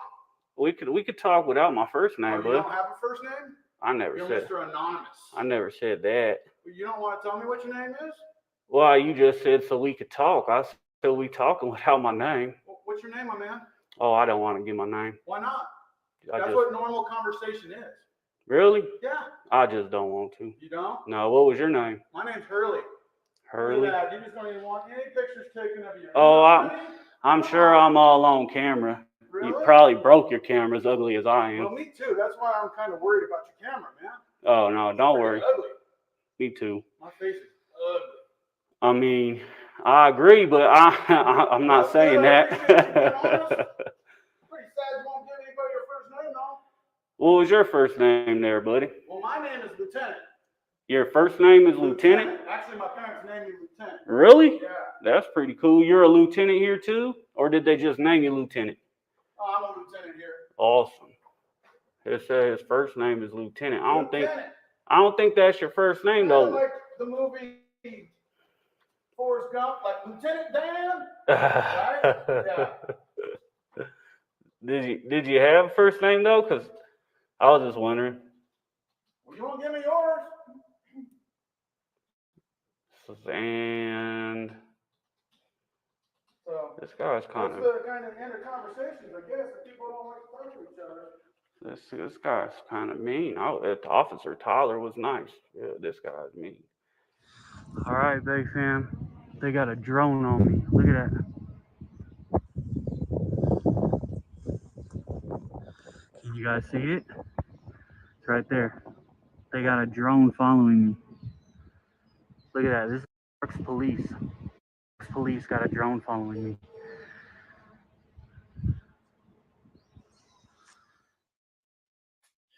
Oh, this one's an overdramatic little bitch, isn't he? Okay, so first off, you have a massively overinflated ego if you think you are important enough for anyone to follow around with a drone. You're not. You are, in the grand scheme of things, absolutely insignificant and probably not worth their time. But number one, you cannot prove that that belongs to the police department. That is just you making shit up so you have something to put in your title. Number 2, how many thousands of people own drones and fly them for entertainment? It's a lot. I mean, just because you don't have the mental capability to do it and they haven't come out with drones for dummies, I mean, that's a you problem. But number 3, that drone is so far away from you. You had to zoom in like 300 feet just to be able to see it. Give me a break. That's crazy. That is crazy. They have a drone literally following me up there. Looking in the sky right there by the sun. See it? This is the PD, man. They busted out a drone and they're just following me with it. Here, there it is right there. That's a drone. And it's following me. So I've been seeing it everywhere I went. This dude was just walking down the street. Look at, he was just walking down the street on the phone. And then all of a sudden he turned around and he's off the phone now. All right, Bay fam. We still see that dude. Look at, I stopped for a minute and was recording and talking. He should be way further ahead of me. You know, I can't decide if it's delusions of grandeur or this guy just has a really guilty conscience, and that's why he thinks everyone is after him. This poor man just looks like he stepped out of his house to take a phone call. As you can see, this jackass is in a residential neighborhood for whatever reason. And yet, this man being on the street obviously has something to do with him, right? Because he's that special. Yeah, you're special, all right, dude. Way further ahead of me. But he's literally right down the street. He's not very far away from me at all. He was the one who got a call and turned around and went the other way. Look, there goes another fucking clear as day law enforcement. Look at dude looking back. I see you. Look at this dude looking back at me and shit. Trying to make sure I'm following him or not watching him. He looked back at you because you're out there in the middle of the street yelling like an insane person. I just yelled out to him that I see him. That way he knows that I know he's there. He ain't hiding very well. Here's BAT, baby. Let's go.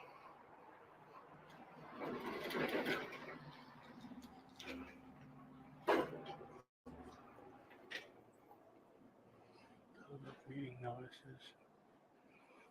Well, that's cool. That this thing was supposed to follow. Oh, I guess it didn't follow here.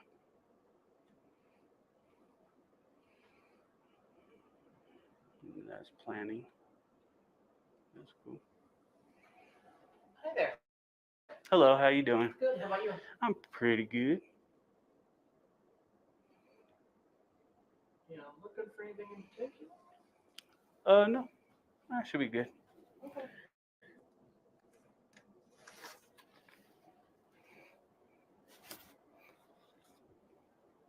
So just out of curiosity, what are you videoing? Me? Yeah. Well, I'm sorry, I wasn't paying attention to you. I'm in my own head here. What you're videoing? Oh, just the office. Just checking out the city office. Why? Because I think it's cool. Okay. Well, we had a weird incident the other day, so we're just kind of a little, hyper aware of things. So really, what happened? I don't really want to go into it, but okay. Just kind of curious when people are in here doing different things. Yeah, I hear you. Yeah, those weird incidents can be. I wanted to say something about that. So the idea in general, right? And always with this guy, it's always the same thing, right? With all of them, it's always the same crap. But like in a situation like this, like it seems weird to me that there's just some random guy in here filming. How many times have we seen how many frauditors in that same position? Like, oh yeah, oh no, like this is the thing. It's like, I know I like to call them stupid. I know I like to call them idiots. I know I like to say they're dumb, but seriously, realistically, they can't possibly be that stupid that they don't understand before they even walk into a building to film that that's not normal. They have to know it is, because that's a big part of why they do what they do, right? It's because they know that them roaming around with their camera is going to elicit a negative reaction, right? Or am I giving them too much credit thinking they're smart enough to actually know the difference? Do you remember what we were saying earlier? What they think is normal, we don't. Right. Think about that. Just think about it for a moment. They're thinking it's fine. That's why they think everybody else should think it's fine. It's just not going to hurt anyone. Right. It's just a camera. Then they're thinking that's what it is. But we all know that's not why they're there. It's not because of the rights anyway. We know that. No new hot take there. So they think they're not hurting anyone because they believe they're not. So everybody else should think the same way. Right. You should all believe that new. Just attribute that new thought to it, and it starts to make a little bit of sense. Like right, tiny bit. That's all. Yeah, but because you're right, it's true. It's just because I've even said this to some of them in their comments. It's like, listen, if you walk into a building and you've never done that before and you're filming and somebody freaks out, like I could see that, right? But when you are posting videos every day, you do this every day, and every time you walk into a building, people are like, what the hell's going on? You would think after 5, 10, 100, 700, 1,000 times that you've done this, that you'd figure out that if you walk into a building, people are going to freak out. So why do you still pretend like, why are you freaking out? I don't understand. Because that's what gets them their clicks and views. Yes, exactly. Exactly. They're deliberately obtuse about stuff. They put blinders on purpose. That's why they cherry pick laws. They quote mine. They, say stupid crap all the time. Yep. Like, audit them. I'm going to have to start charging you for my time. You can't do that, obviously, but he says it anyway. I mean, right. Whatever they have to say, they'll say it. Yep. We've literally watched them lie on the spot, just make up stuff on the spot. It's not in the script. You know what I mean? Like, whatever they have to say, they don't care. Anything to sell their false narrative to their fans. Yes. Oh, dear. Why not? Yeah. They're getting paid. They don't care. Ugh. Anyway, let's see what else this idiot has in store for us. Is that a map of the city? It is. And what about that one? Same thing? That one, same thing. Nice. Check it out. Both those are on our websites too. Oh, cool. Can you print them? Probably take a screenshot and print it, huh? You probably could, yeah. That's pretty cool. Housing, engineering, utilities, capital projects. This door must remain closed. If you do not have access, use the phone directory. That's pretty cool.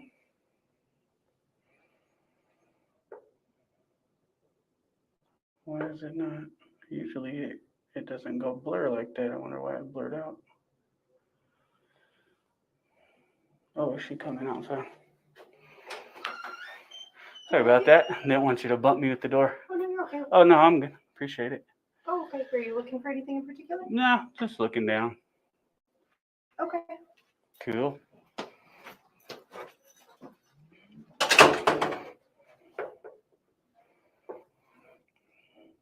No, here comes trouble.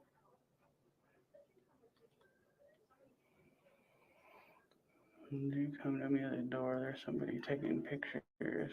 Oh, I guess they're gonna come out. Sorry about that. Didn't mean to block you. What? No, can I help What's you? What's that about? Well, can I help you, sorry about that. Didn't mean to block you. What? No, can I help you? The very fact he uses the word BAFAM deserves mockery in itself, because are you 5? But other than that, he's filming through a window into a secure area specifically to get the reaction that he is getting right now. All right, this is not in any way, shape, or form about the First Amendment. This is about poking the bear. He is trying to get a reaction. And I just don't think he was expecting this much of a reaction. Can I help What's you? that about? Well, don't grab my phone, bro. Hey, don't grab my phone. Let my phone go. Let my phone go. You're assaulting me. Let my phone go. Yes, this is assault. Let my phone go. Out you go. Let my phone go. Out you go. Don't touch me, man. Leave the building now. Don't touch me. And leave the building. Why are you grabbing me and grabbing my phone? Look him over with my hands right here. Out you go. This dude's grabbing me and grabbing my phone. Hello. Out you go. This dude's grabbing me and grabbing my phone. Hello. Out you go. Leave me alone. Don't push me, man. You're assaulting me. What's your name? My name is Michael Drinkwater. Do you work here? I do. What do Out you you do? go. This is public. I can be here and I can record here. You can? Why are you grabbing me? Then why are you grabbing me? Why are you stepping up on me? Here's your call. What is your problem? No. You just wait here. You're right. I'm gonna wait here. I know I'm right. We're gonna call the police and they can sort it out. Call them all you want. We are calling. Why did you just assault? You're buddy? I don't think so. I think so. I don't think so. This dude just grabbed me, started shoving me, damn near broke my phone, broke my gimbal. I never touched the gimbal. That's Yeah, on you did. That's 100% on you. What? Can I help What's you? that about? No, that's on you. No, sir. It's on camera, bud. No. You ain't getting away from that. We can absolutely record here, and you're over here grabbing me and pushing me, coming out of the door crazy. And I asked you, what's that about? I was being cool, trying to let you go by. What is your issue? What do you do here? We'll discuss this. What do you do I'm not here? answering any questions. I will discuss this when the police Go arrive. ahead, discuss it with whoever you want. This is a public city hall, and you came out and assaulted a member of the public that you work for just because. What is your psychotic problem, bud? And why are your pupils so big? What are you on? This guy's on something, man. He is on something. You know, I feel like this guy should be the last one to talk about anybody being on something, because I'm pretty sure his behavior is pretty indicative of some kind of chemical substance. You know, I'm just saying there's a lot there. But other than that, it doesn't seem strange that every single gimbal that we see that gets touched ends up broken. Like, if this product is that frail that it cannot stand being touched, I don't know that I would buy one, would you? He is on some. He just came and fucking attacked me. Just came and attacked me for no reason. Look at his pupils. Look at him. This is crazy. They know about it. Okay. Thank you. He's over there. Why the hell would you just come out and attack me like that? A member of the public. You work for the public. You work for me. And you come out, you know, touching my phone or any other part on my body is assault. Do you understand that? Touching your phone is not assault. You watch too many YouTube videos. Do you understand our First Amendment right? We have a First Amendment right to record right here in public spaces. Are you done, bro? What's wrong with you? Do you want to go to jail? Look at him. This guy's, man, straight up psycho. As I said earlier, and these are witnesses right here. When the police arrive, I'll discuss it with you. Go ahead. You can discuss anything you want. You can ask me any questions you want. I'm not going to. It's all good, man. I got what I needed. You snatched me up on camera, and I'm mic'd up 4 different ways. So there's no way that you're getting away from that. On top of that, you're on cameras right here, and these are public record. I'm going to get these cameras as well. So just leave me the hell alone. I'm recording in a public area that I have a right to be in. Do you understand that? Well, then leave me the hell alone. Look at this fucking psycho, dude. This guy is a complete psycho. And these are the ladies that witnessed him grabbing me and pushing me. He's very, very extremely lucky I didn't fight back, because we'd be rolling on the ground and he'd be going for sure to jail for attacking me. Or you would be continuing to run like the little bitch that you are. I think that is more likely. I had every right to defend myself, but I chose not to de-escalate the situation. Have you ever heard of that? De-escalate? Have you heard of that, bud? You understand I'm not answering your question. You just did. No, have you ever heard of de-escalating? What a fucking crazy dirtbag, man. This guy's a psycho. So literally here in City Hall, Sparks, lived here for years. And this guy just comes out and grabs me for no reason, for absolutely nothing. Grabs my camera, grabs my phone. I'm trying to let him pass, and he starts shoving me in the back, telling me to leave. I had to leave City Hall. He clearly, for sure, violated my First Amendment right and my Fourth Amendment right, because you don't grab somebody. That's a violation of the Fourth Amendment. And do you understand that we have a right to record in here? Do you get that? Is there a law or something that says we can't? This jackass really likes to hear himself talk. I don't think he's taken a breath in like the last 5 minutes. I can help you. There's not one. Okay. But you literally, just because I'm recording, you came and grabbed me and snatched me up and assaulted me. So this is human resources. How do I file a complaint against one of the employees here? Are you your human resources? All right. So I wanted to point a couple things out here too. First of all, the way that he's going through this whole thing. Oh, hi, Ray. I don't know if you want to be on camera or not. I'm sorry. It looked like you were doing something. I didn't want to, because I know sometimes I bring you up when you're not ready, and it's like, oops, I'm sorry. But anyway, so I stopped it there because I wanted to point out a couple things. First of all, he keeps saying, why did you come out and attack me? He came out and attacked me because I was recording. Why did you come out and attack me? You just answered your own question, douche canoe, because you were recording. But nothing this guy says is going to please him. So, right? Yeah. But another thing that I wanted to say, I thought this was great. I was making a new cup of coffee, so I wasn't literally here when she said it. So that's why I'm addressing it now. But I love the fact that she mentioned every single time we watch a Frauditor video and somebody touches their camera, you broke my gimbal.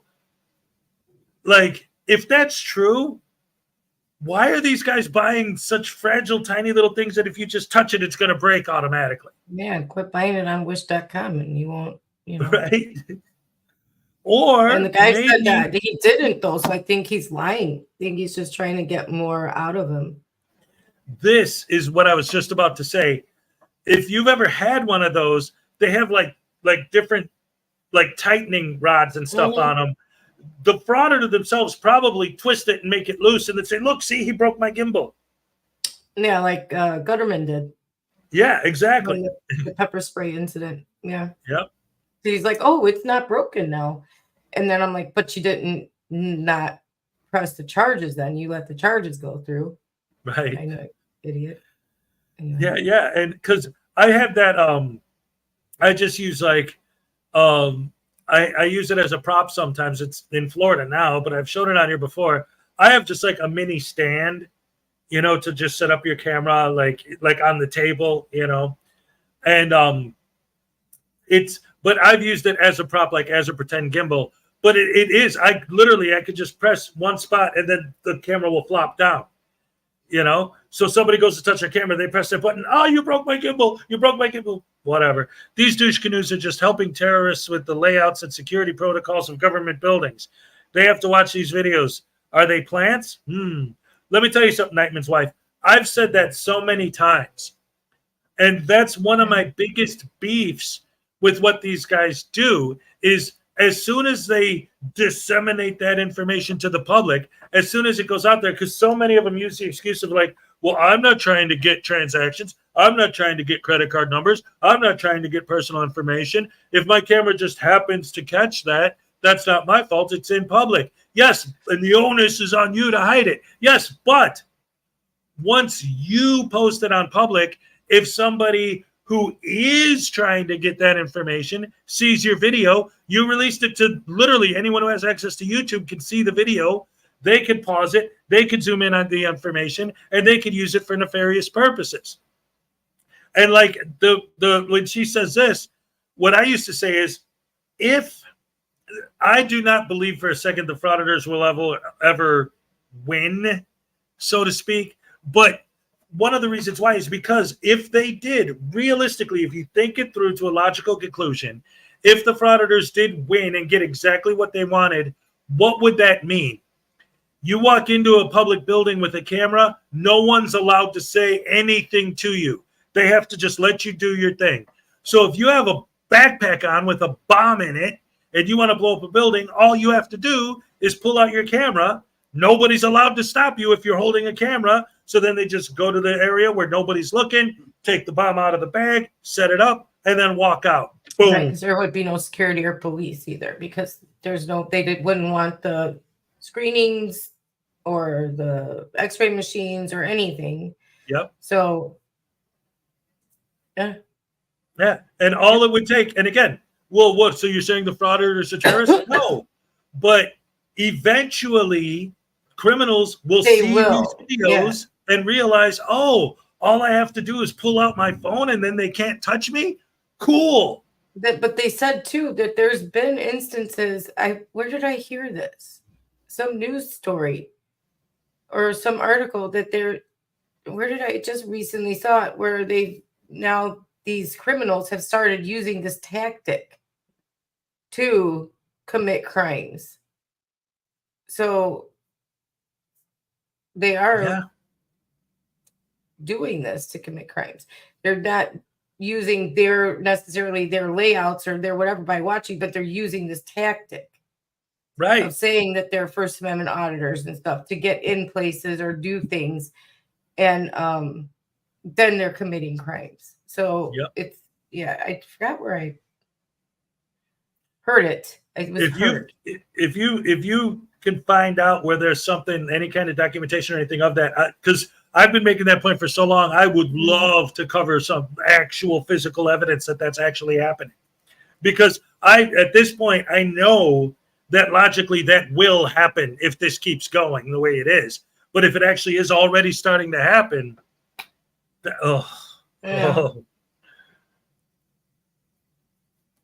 Yeah, I believe I'll look for it. It was in the last few days, so Okay. I was meaning to tell you about it though. So yeah, Script Cat's here. Script Cat, what's up? Great to see you. I know I emailed you, but just in case, FYI, I did get your package. I am hardwired right now. It's all good. Thank you so very much. All right. Yeah. Has a town near me has appointment only admissions and has a drive-through in the hospital where my MD is. They wand you for weapons, like the wand that beeps if they. Okay, cool. Yeah, all the doctors' offices and hospitals around here do it too. Well, there's only one, but you walk through a body scanner, and if they see anything, then they come and they wand you and stuff. So it's like they don't want anybody. I guess they have a lot of problems here, but it is. Now we're outside of Portland, so. Well, yeah. Yeah. Yeah. It's just sad that it's come to that, Right? Metal detectors in schools and, just. Let me tell you something. Never would have thought. Never. I listened to something over the weekend.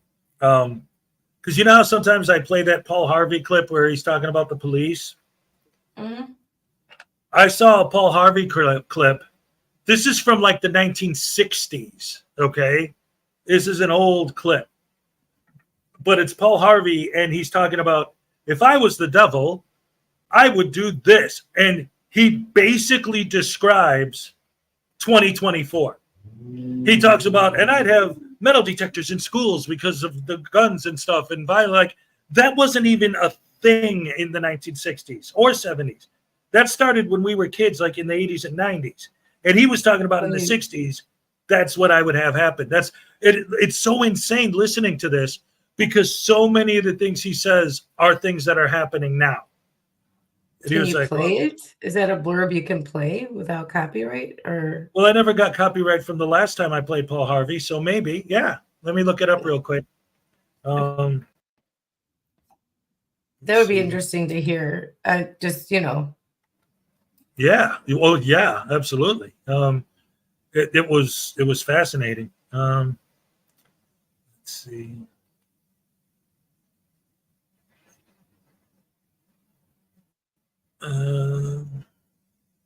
Is this just the audio? Yeah. Okay. The audio of this isn't very good, but I mean, it was from a radio broadcast from 1965, so the audio quality is what it is. But yeah, let me go ahead and share that because Paul Harvey was great. Okay. The audio quality isn't great and it's kind of quiet. So guys, just keep that in mind. So here. Oh, $5 from Donna Ray. Happy hump day. Here's your happy dance. All right. Thank you so much. Yes. That's nice.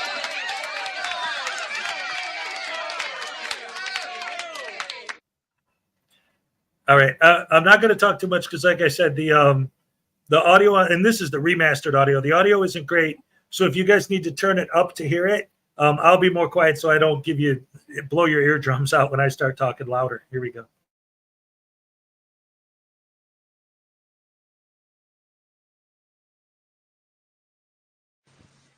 If I were the devil, if I were the devil,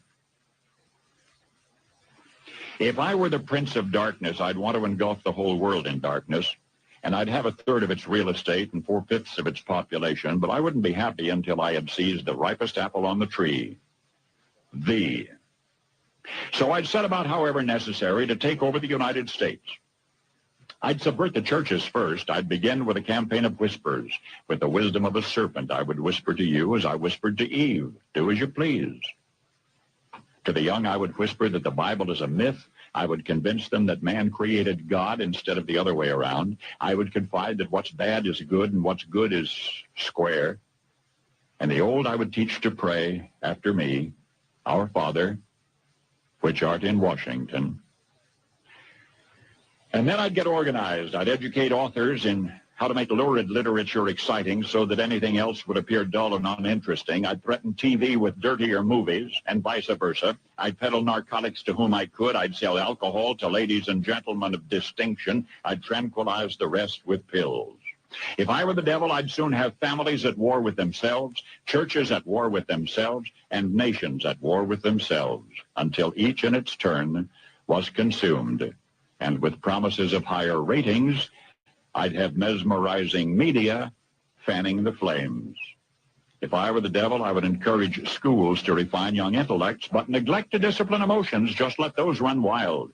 Until before you knew it, you'd have to have drug-sniffing dogs and metal detectors at every schoolhouse door. Within a decade, I'd have prisons overflowing. I'd have judges promoting pornography. Soon I could evict God from the courthouse, then from the schoolhouse, and then from the houses of Congress. And in his own churches, I would substitute psychology for religion and deify science. I would lure priests and pastors into misusing boys and girls and church money. If I were the devil, I'd make the symbol of Easter an egg and the symbol of Christmas a bottle. If I were the devil, I'd take from those who have and give to those who wanted until I had killed the incentive of the ambitious. And what'll you bet? I couldn't get whole states to promote gambling as the way to get rich. I would caution against extremes in hard work, in patriotism, in moral conduct. I would convince the young that marriage is old-fashioned, that swinging is more fun, that what you see on TV is the way to be. And thus I could undress you in public, and I could lure you into bed with diseases for which there is no cure. In other words, if I were the devil, I'd just keep right on doing what he's doing. Paul Harvey. Good day. All right. Wow. But yeah. Wow. That is exactly, wow. Oh, crap. I'm sorry, my autoplay is, sorry. Yeah. Yeah, Right? like, yeah, Donna, I believe so. He seems like he was pretty prophetic with that. Wow. When did he record that? 1965. I keep doing what I'm doing until they had to have drug-sniffing dogs and metal detectors in schools. It's like, we have that. Oh, crap. Yeah. If I heard that back then, thinking I was going to be alive now, I'd be scared, but I would think, nah. Right. But, wow. Yeah. Holy cow, I'm blown away. Yeah, I convince people that marriage is bad. And we were just talking yesterday about the divorce rate is insane these days, I'm in it. You're in it. We're both in it, you know? Like, Yeah. it's crazy. But yeah, Paul Harvey, man, that dude was something else. Yeah, he's one of those that's able to take some current events and extrapolate out and say, if we don't fix things, then this is what's going to end up happening. I'm not one that could do that. You know, that's very rare. Yes. You know, to say, like, we don't fix things in 20, 30 years, 40 years, this is going to be the ultimate result and beyond. So I'm curious if somebody could do that now. But they would predict even 10 years from now, 15 years. Boy. Because the way it's going now, oh my, it's Well, so yeah. bad. Well, I mean, when you look at just like, and we talk about this a lot, the differences, especially, you know, because I have young ones, the differences between our generations and their mentality, you know, and the things that they like are adamant about. Like, no, this is what it is, man. Like things that I never even thought of when I was their age. Exactly. And it's like, seriously, this is what you're, you know, like, okay, whatever, you know, and I don't know, just getting crazier and crazier and crazier. I mean, even like, you know, I don't want to get into like the political and all that stuff and religion and politics. You don't want to talk about that or whatever, but just some of the things they say on those topics are so like beyond anything that I've ever even like imagined. Like, why would you say, oh, well, this is what everybody, then you look at it, yeah, you're right, this is what they're all saying now. And it's like, where did the morality go? And that goes back to, and again, because we were talking about frauditors, which triggered it in my head in the first place, that goes back to the whole idea of they always double down on, well, technically, legally, I can say that. It's like, yes, but morally, you don't care about the morality of what you're doing? No, I don't. How could you not? Like that? Yeah. My brain, I can't comprehend it because I do care about the morality of what I do.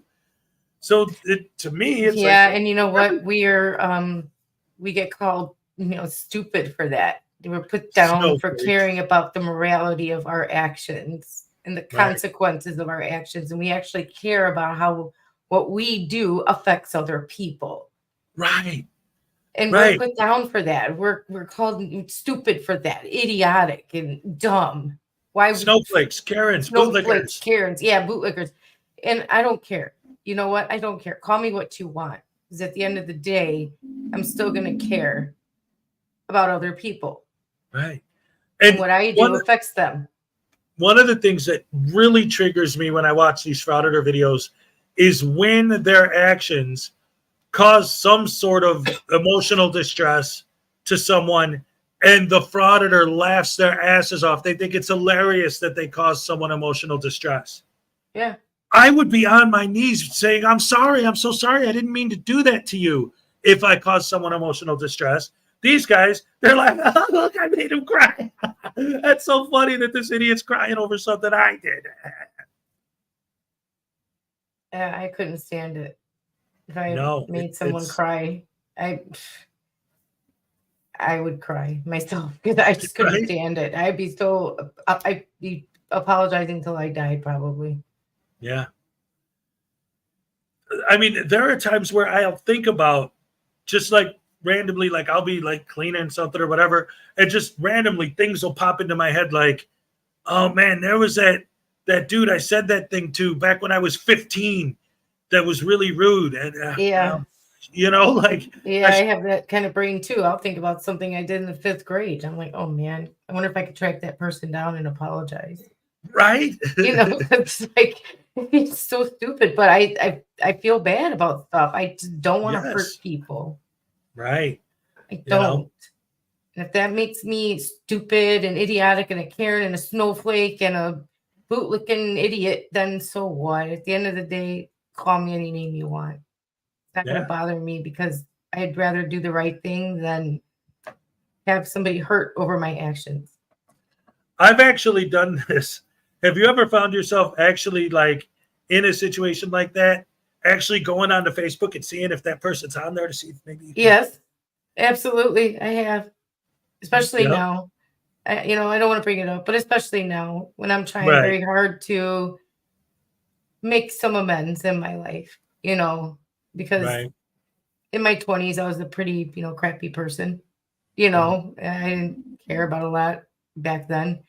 And so I've been trying to track people down. I do owe some people apologies, and I've been on Facebook a lot trying to find people, Right. what was Right. their last name again, like that. I'm like, so Dig it's out been your old house difficult. school yearbook and find their picture. Oh, that's it. Yeah, Yeah. I don't have yearbooks. I never got them. I just didn't get them, As you know, I was on my own at 15, so there wasn't a Well, lot of right. money for me to be getting yearbooks. So, yeah, it just, I've been trying so hard to find people. So just, it's not a long list of people. It's probably, I think, 2 people that I want to talk to. Right. So, I think I'll find them eventually. I've got feelers out with other people who knew them, and it's just Right.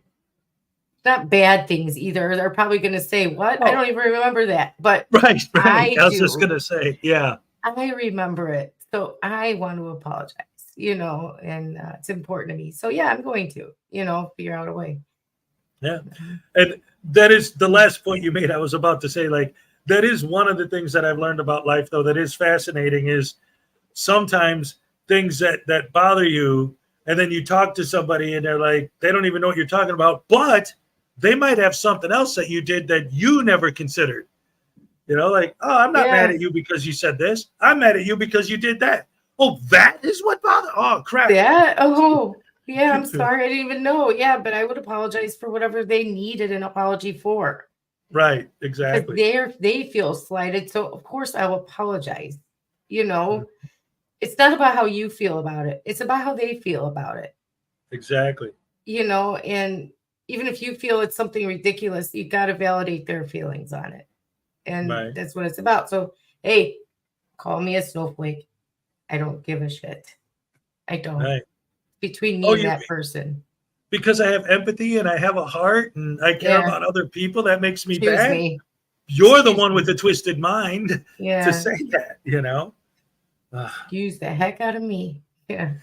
when I used to have, because again, well, you were watching the show at the time, like, but you weren't involved in it. But Rogue Nation used to be up here quite often. Mm-hmm. And like, he would always say, whenever we would discuss that, he would always respond like, so wait a minute. You like he really honestly said it, like he truly could not comprehend this notion. And he said it several times, like, wait a minute, you want me to base my actions on how they're going to affect someone else? Why would I do that? Why wouldn't you do that? They get genuinely confused. Like, why would I have to care about somebody's feelings? Right. It's like they're so happy that they can say, well, I don't think feelings trump the law. Yeah, but what does that have to do with morality? And it doesn't have a damn thing to do with it. A lot of laws are based in morality and feelings. So, right. But they like to say feelings don't trump the law, and they love saying it because it makes them feel like, good, I don't have to care about somebody's feelings right now. Right. Okay. I break into your house and I steal your TV. Okay. Why is that wrong? Well, because you're stealing. Yeah, but why is stealing wrong? It's for so many reasons. It's wrong. I can. Right. Well, right, but ultimately, the point I'm trying to make is it's just a physical object. You're not physically injuring the person. So by their mentality, it's about their feelings. I feel slighted that someone took something from me. I feel angry that they stole something from me. If they don't want to care about the feelings of stealing TV, then law trumps feelings, then it's against the law to break in and steal someone's feelings then. Or not their feelings, their TV. Right. You stole their feelings. No, you stole their TV. So if you don't want to care about their feelings, then care about the fact that it's against the law. All right. Right, but that's it, because you said like a lot of laws are based on feelings, and like Yeah. if you really break it down, something like that is, because it's not like I could see like with violence you're physically injuring them, that is crossing that line, but stealing you're not physically hurting the person, you're just taking something they own. So what? Because they would feel like you stole something from them, like you took something from them. It would make them angry. It would make them sad. You know what I mean? It's like it's not like if somebody has one chicken and you stole their chicken. I do think that stealing something like a TV is not a law I think basically theft back in the day was probably based a lot in commerce instead of feeling. Well, right. That's why I'm saying, like, the example I used, like, if you have one chicken and somebody steals your chicken, that's your life. That's your livelihood. That's your livelihood. Steal your cow, steal your chicken. Yeah. So I think a lot of that was based in money, commerce. You know, that's why horse thieves were like the biggest criminals in the world for a while. Yeah. Because that was your everything was based on your horse, you know? So now, though, now it's more like, you know, it's morally wrong. It's against the law, and somebody's outside your house. Yeah, I know. Oh, okay. They're leaving for work. Oh, okay. I just saw a person walk by your window, and I'm like, are you aware that? Yeah, okay. Yeah, I'm perfectly aware. So now it's not so much based in commerce. It could be though if they steal your work truck or whatever. Right. But it's more based on, hey, that's just wrong, man. Why'd you steal my crap? Why'd you steal my TV? Right. I think the main thing is because they always say loss, injury, or harm.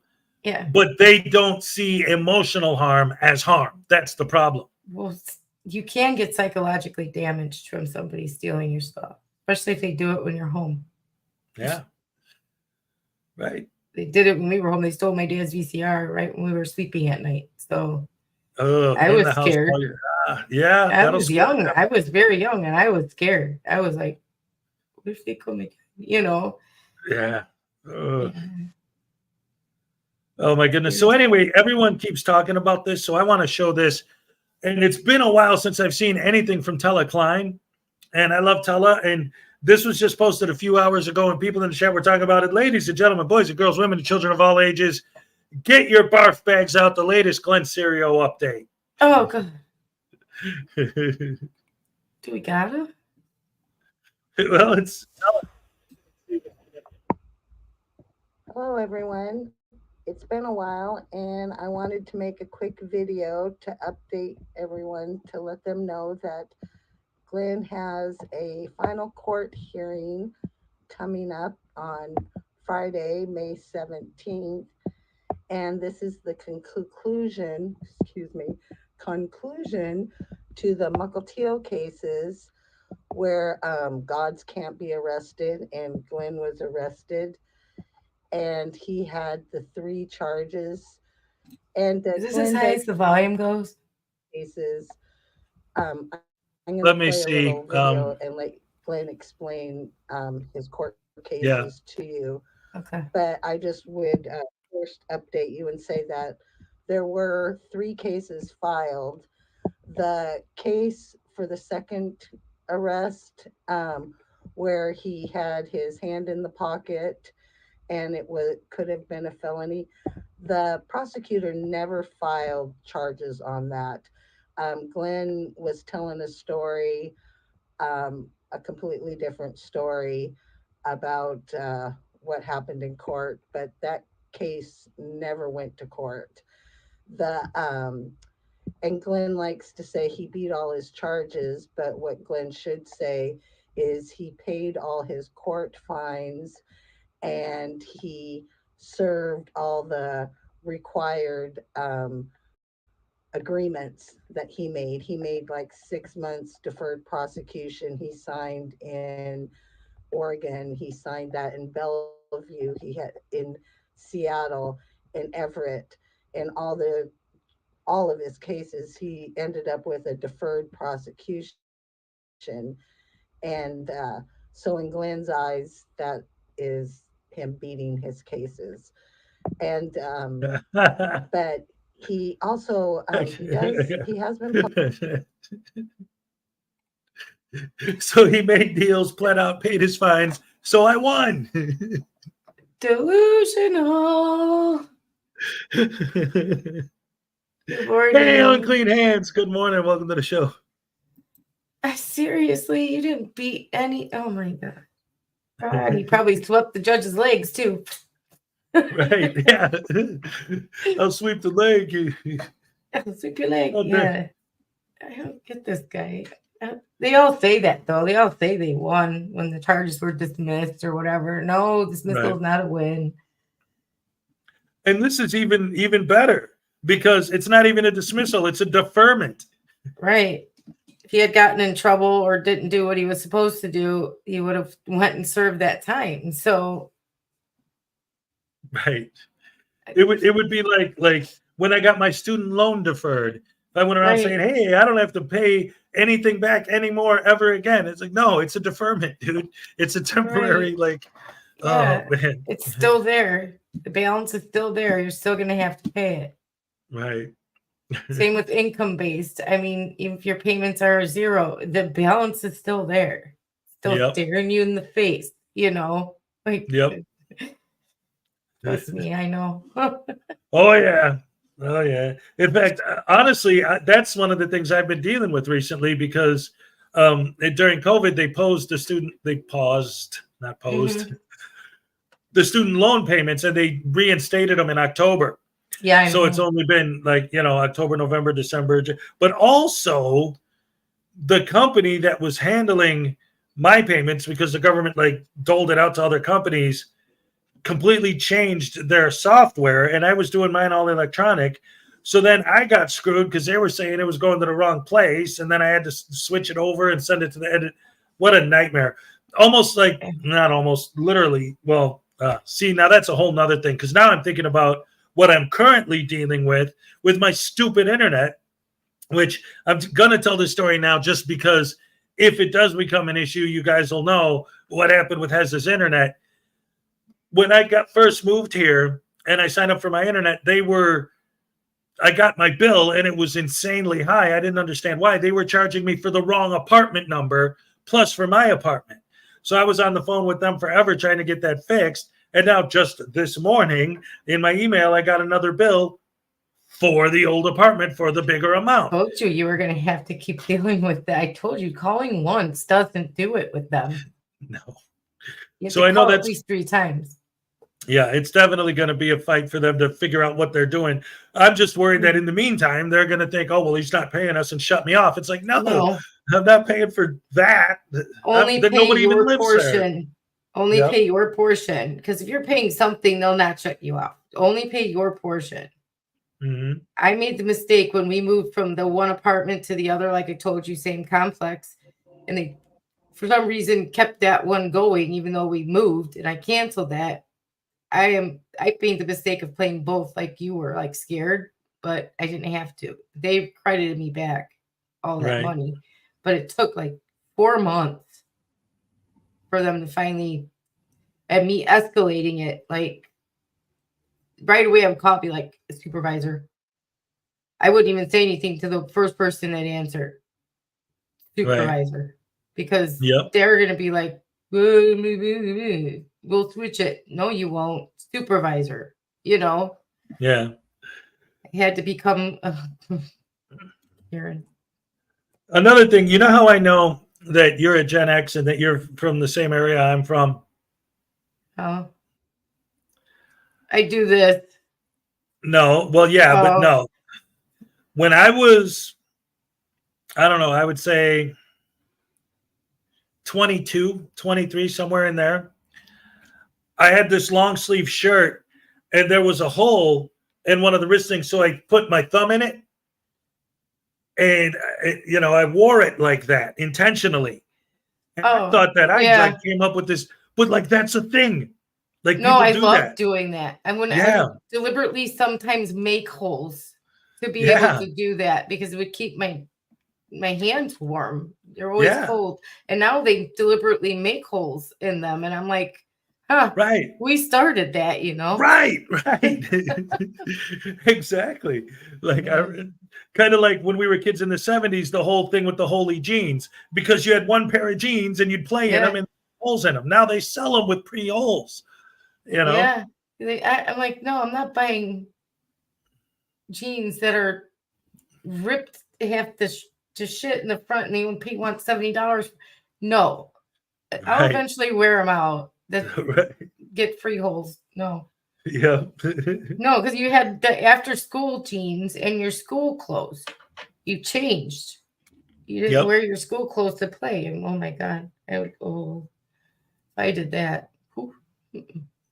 Because I was a latchkey kid. Probably you were too.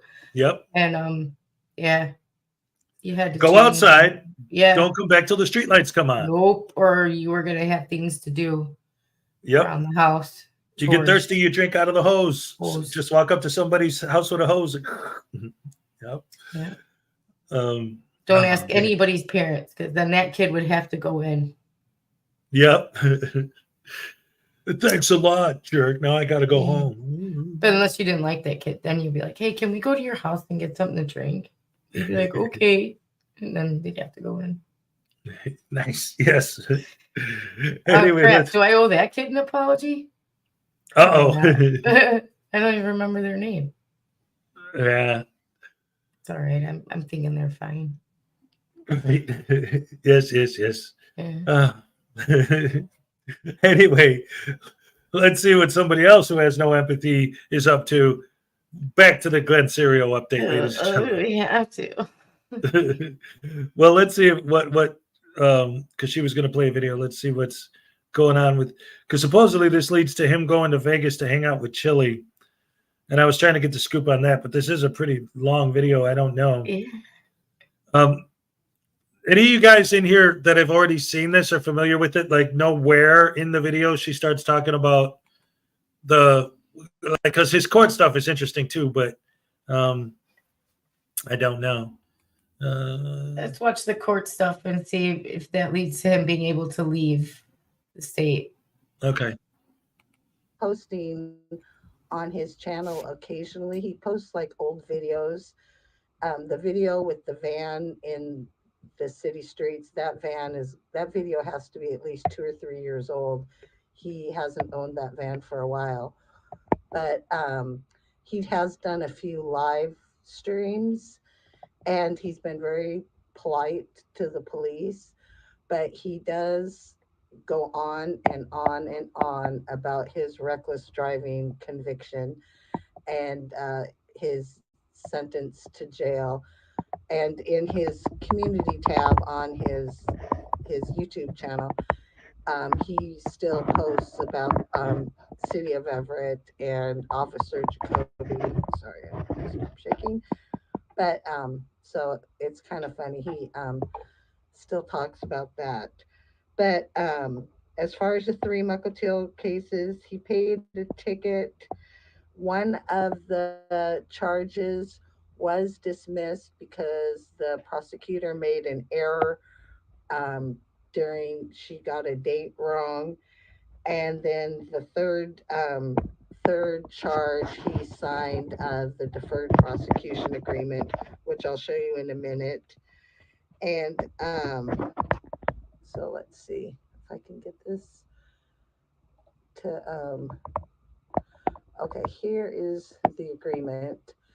And this video, this is from one of Glenn's live streams that he did, and he talks about his cases. You need to come down here now, or you're going to go to jail. This is not that. Is not that.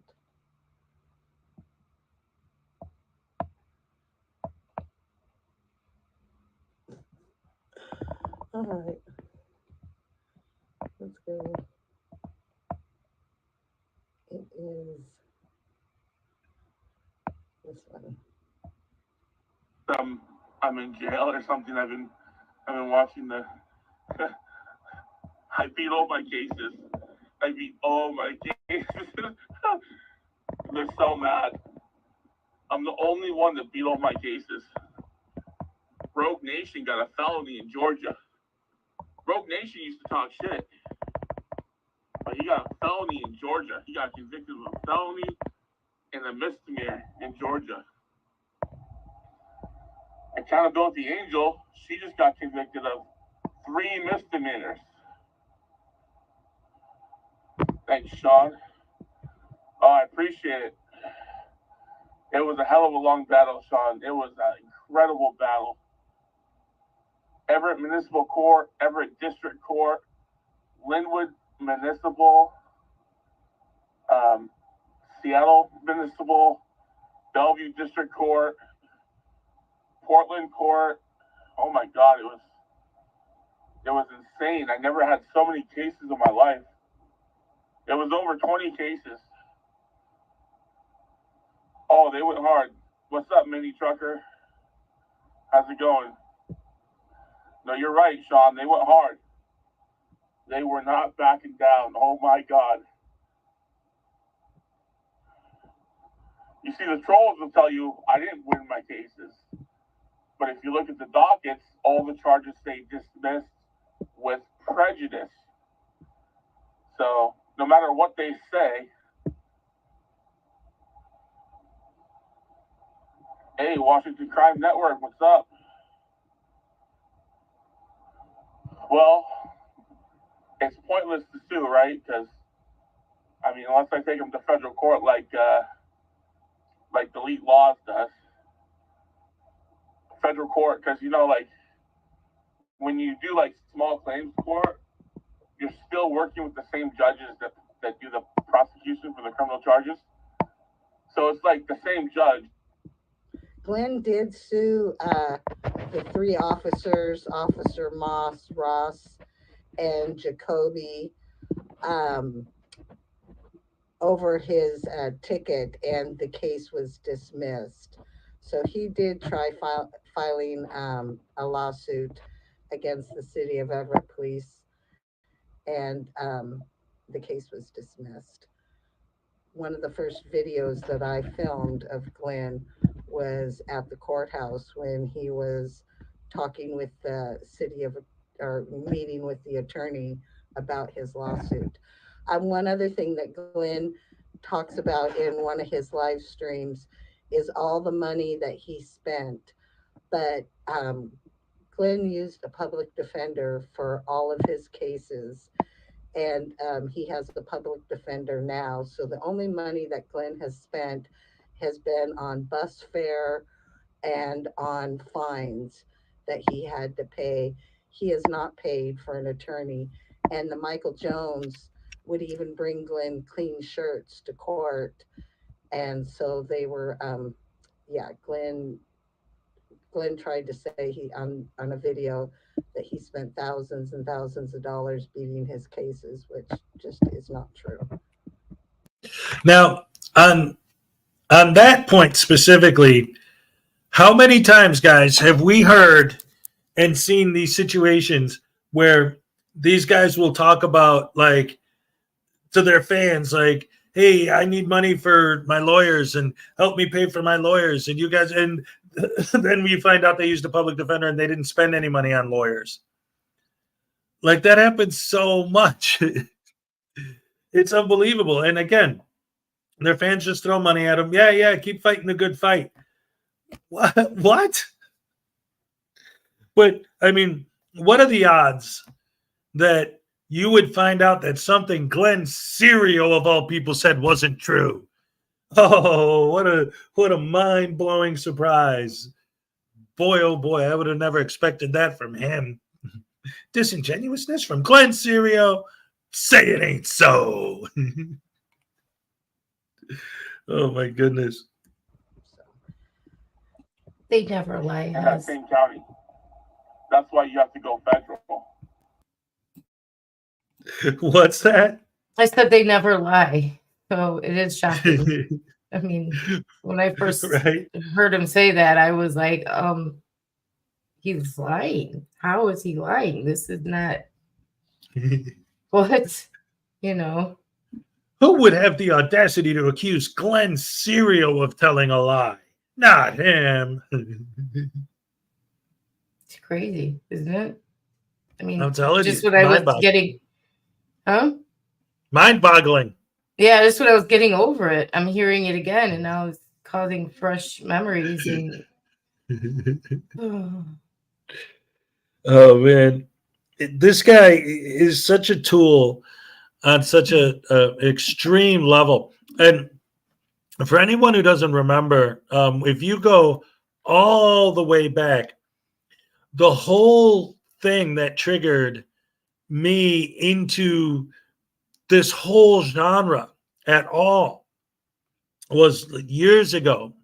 I was, just looking at stuff on the internet, and I was thinking about, because I was having trouble keeping up with some of I had a license plate renewal due, and it was like $90, something like that, just to buy a new sticker.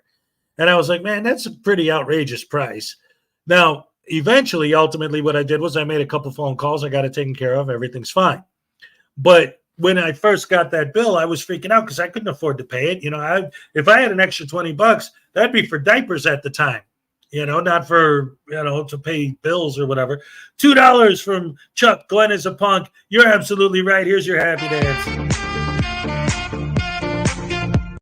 All right. Thank you so much. Yes.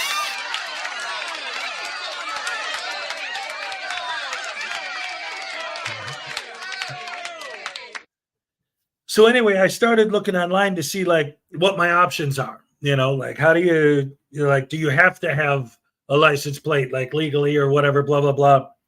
And that immediately led me down this rabbit hole. And I found a video of someone getting pulled over, illegally pulled over, and they videotaped themselves talking to the cop and explaining the law to the cop and getting out of the ticket. And I watched that video and I found it fascinating because, and this is how the whole thing started for me, because I found myself at that point siding with the person filming. I fell for the false narrative. I was like, I can't believe these cops pulled this guy over for no reason. And tried to violate his rights. Oh my God, I can't believe that's going on out there. So I was wondering, because I noticed at the time that it was a little bit of an older video. So I'm like, let me go to this guy's channel and see if he posted an update on what happened with the court case. So I go to his channel and immediately red flags started popping up because a video. I'm like, whoa, wait a minute. Who the hell gets pulled over that often for no reason? I could see that potentially being a thing that could happen.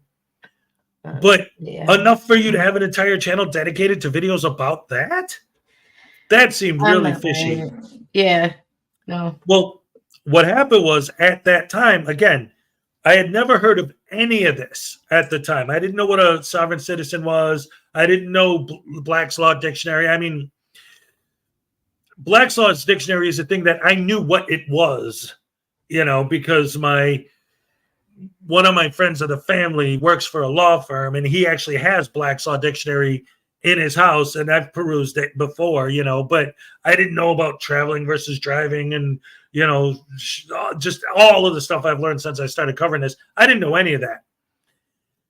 But it turns out what I figured out not long after that is that I was watching Glenn Serio videos.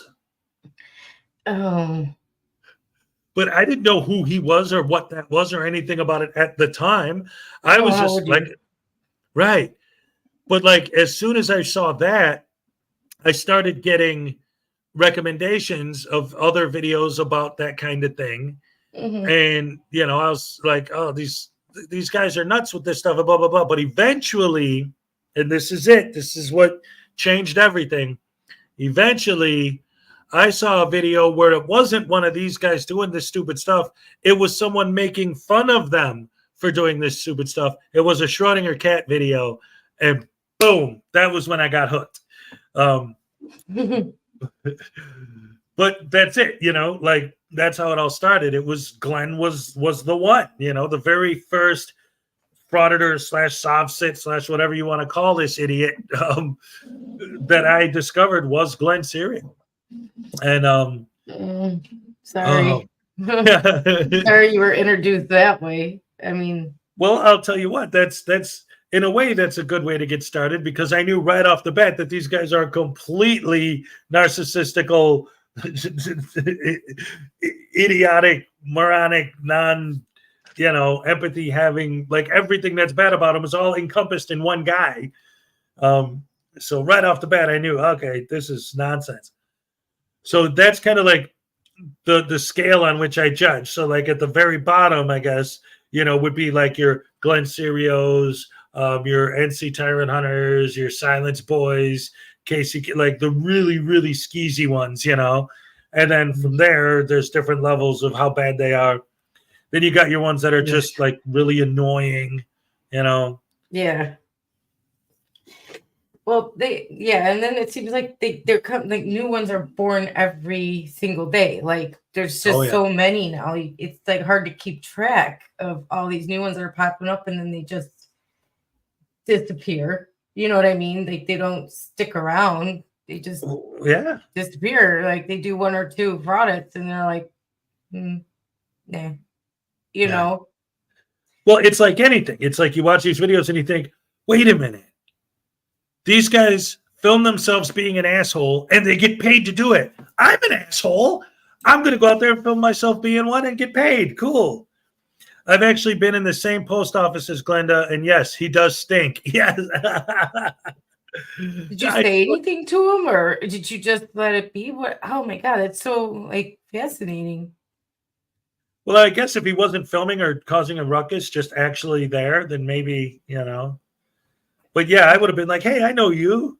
You're that douche canoe sovereign citizen frauditor guy that calls black cops N-words and calls female cops lesbians with no boobs. His name's Glenda, or something like that. Hey, are you that Glenda guy, or coincidence? I only saw him once. Yeah.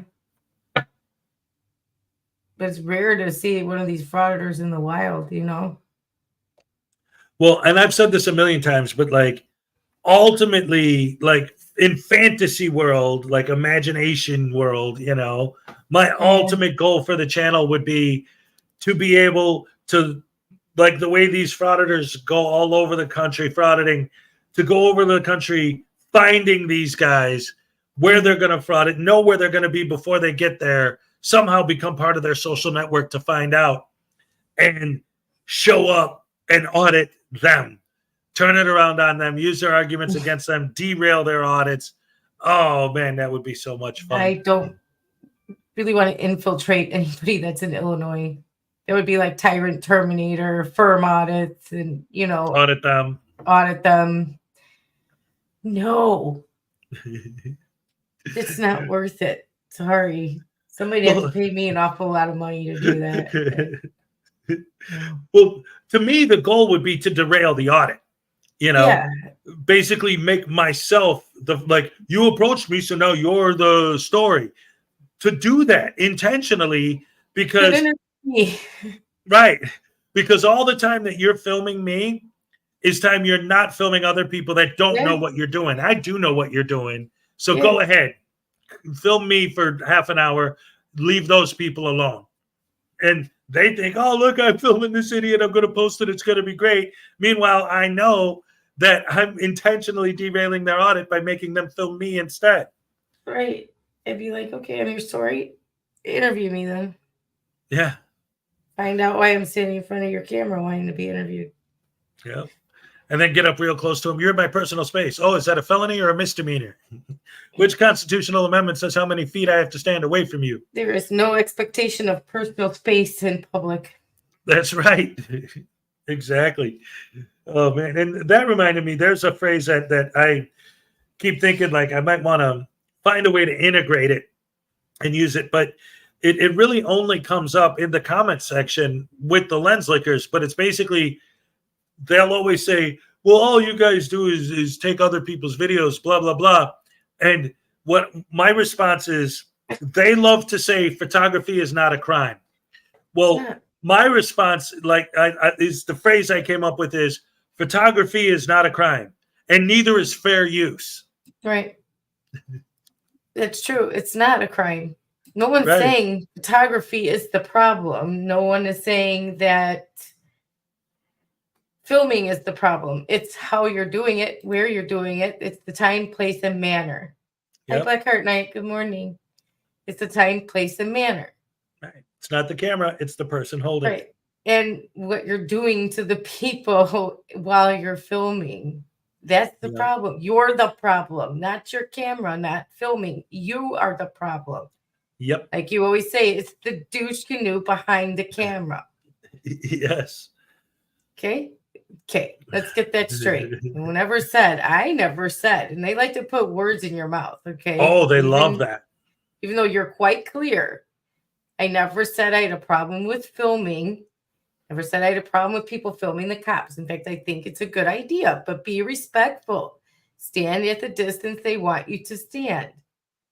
Yeah. Don't make yourself part of the problem when you take their attention away from what they're doing. Yep. That's all there is to it. I just, if they say it's for officer safety, you've got to understand their level, that they have to have a healthy level of fear when they go to work every day. It keeps them alert, keeps them focused. And they went to work like, meh, I'm not scared. You know what can happen? They're not alert. They're not worried. They're not watching their own six all the time. So Cops something's are a gonna target. happen. They're Right. big old X on their back. Whatever they think, that's what it is. So if you're too afraid to do this job, don't do it. You know what, son? Here's a uniform. Here's everything you need to do this job. Here's a car keys for a unit. Go out there and try it. Please. Yeah. Yeah. See how many times you get shot or stabbed or beat up or assaulted or, you know? Go walk up to a car full of strangers that you have to now go and tell them you pulled them over for this reason, ask for all their information, and manage to be personable and nice at the same time. So these people don't whip out a pew-pew and pew-pew you. Yeah. Into oblivion. And we've seen that happen. Yeah. But yet Time they're and not time supposed again. they're not supposed to worry that they're not going to come home. I mean, to me, it's sheer bravery that they put on a uniform every day. Right. And speaking of bravery, and I've heard this quote before, and I think I think this is true. It's not people that aren't afraid that are courageous or brave. It's people who do the right thing, even though they are afraid. They still do what needs to be done. You know, I love using the example of this horrible shooting at the Super Bowl parade this year. When you watch that footage and you see hundreds of thousands of people in the parade running away from the gunfire, but at the same time, you see a whole bunch of cops running towards it. Yep. That's what they have to do. You can't run the other way with you. If you see a cop running with you, like, hey, man, what the hell are you doing? You know, you'd be wondering, like, why are you running this way? What's wrong? Like, this must be really bad. Yeah. You see them running next to you, like, you better hurry. Okay, this is alien invasion or zombie level stuff, man. It's like me. I don't run. So if you see me running, don't ask questions. Just go. You know. Right. Yeah. So, that was always a joke too. Like I would see comedians that would always say things like, yeah, well, never, I don't want to get into it, but yeah. It made me remember an old joke that I heard where it was a black comedian, and he was like, well, the difference between white people and black people is if a white guy sees someone running, they'll be like, what's going on? If a black guy sees someone running, they're running too. We don't ask questions. They're like, all right, we're running. Let's go. Stuff's coming. I'll ask later, you know. Yeah, right.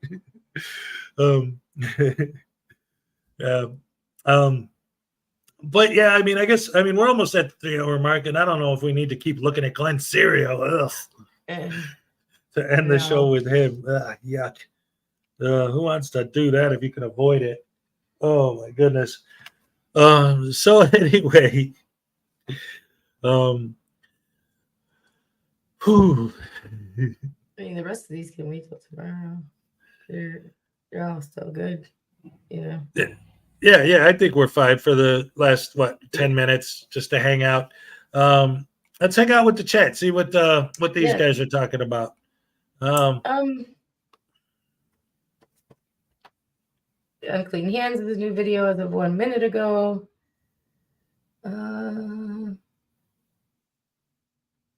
Our department tech would joke and say, if you see me running, keep up. Yeah.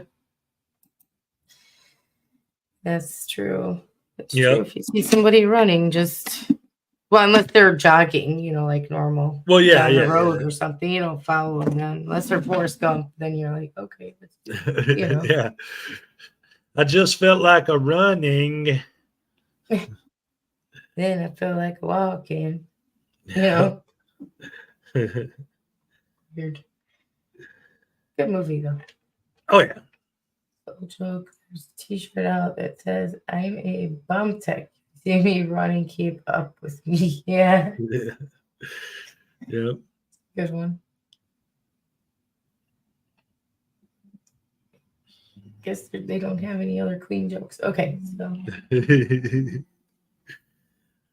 I saw what? I saw that. Oh, she's talking about the comedian I was talking about. Oh, yeah. What did you do? Because I'm looking at chat. I didn't see. So yeah, I've been putting your Amazon link in the chat for your housewarming. We went over that last night and has fixed it all up. So yes, for anybody who was looking for his Amazon link, I don't know who that was looking for it. I forget. Well, I know Graham wanted to see it. Yeah. And a few people asked about it. Otherwise, I mean, because I wouldn't just post my Amazon wish list, but they were asking for it. Right. That's what I said. There's a few people asking, so I put it in the chat. It's all fixed up, so they can go and they can look at your housewarming wish list. Yes. Me either, Leland. I didn't either. I didn't get a housewarming party. Well, I don't know anyone here either. So. Right. Well, we moved to a completely new state. Yeah. Well, my housewarming party was the kids came over and sorted my comic books for me. Well, that's a nice gesture. It is. Yes. It's quite cool for doing that. Yeah, actually, very cool. Very cool. I don't have anything out of order, so what do you do? Right. But it's weird though. It's weird. And I tried to tell them, but it's just whatever. I'm just dealing with it. But I did notice, because I did tell the story yesterday about my son sorting my comic books for me, but he has this thing, like when I dig through my comic books, like in the box and I'm going like this, like physically, this is how I do it. So it's like 1, 2, 3, 4, 5, 6, he does it the opposite. He's doing 10, 9, 8, 7, 6, 5, 4, 3, 2, 1. Yeah. And I keep telling him, dude, you're doing it wrong. He's like, no, you do it wrong. I'm like, no, it's backwards. You're doing it backwards. He's like, well, you want the newest one to be in front so that you just put the next one in line. I'm like, no, the opposite. You keep it at the end. So when you get a new one, you put it at the back. But I guess he was talking about, he was trying to explain it to me. He was talking about he bases it on the way he sorts his video games, because the newest version of the game is the one he wants to pull out first, because that's the one he's going to play now. So you dig back to get to the older one is in the back. Okay, whatever. I sincerely hope he didn't put your comic books away like that. Did he end up putting them away like that? Yeah, he did. But at least I know that now. So now I know I have to go back to get to the older ones. Yeah. Oh my God. Wow. Well, at least he did it for you, though. You can't really look that gift horse in the mouth. So right, exactly. That's a huge undertaking. It was. I mean, he literally had like thousands of comic books in piles stacked all over the living room. And he's going through, okay, here's Batman, here's Spider-Man, here's Captain America, here's Hulk, here's Thor, here's and putting them in order. And yeah. That had to take so long to do. It did. He spent all night Saturday on that. Donna Ray has an album collection. All my albums are still in storage because I don't have a way to hook up a turn. I have my turntable here too, but I don't have a way to like the amplifier to hook it up and all that. They have those little portable ones now that are actually like they turn them into like CDs and stuff. They're like little record players. You don't have to turn them into a CD, but it's still a record player. Yeah, they have them like at Walmart and stuff. Yeah, they're not that badly priced either. I don't think. I mean, I'm not really remembering the price, but I did look at them before. Right. I don't have any records, but it was for another person. Right. Well, I got a lot of records. I got tons. Tons and tons. But the thing that I have the most of that blew my mind when I went through the storage unit, I never even realized it until I went through the storage unit, is videotapes and DVDs. Yeah. Holy crap, do I have a lot of those. Well, in the storage unit right now, I probably got, let me see.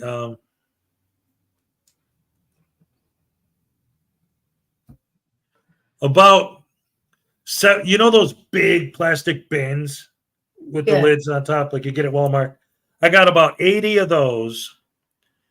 I would say about 20 of them are filled with comic books, and about another 20 or 30 are filled with DVDs.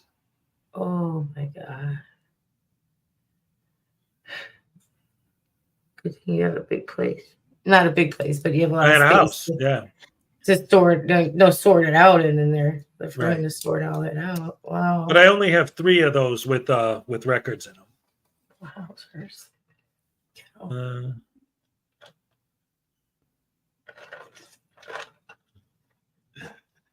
What?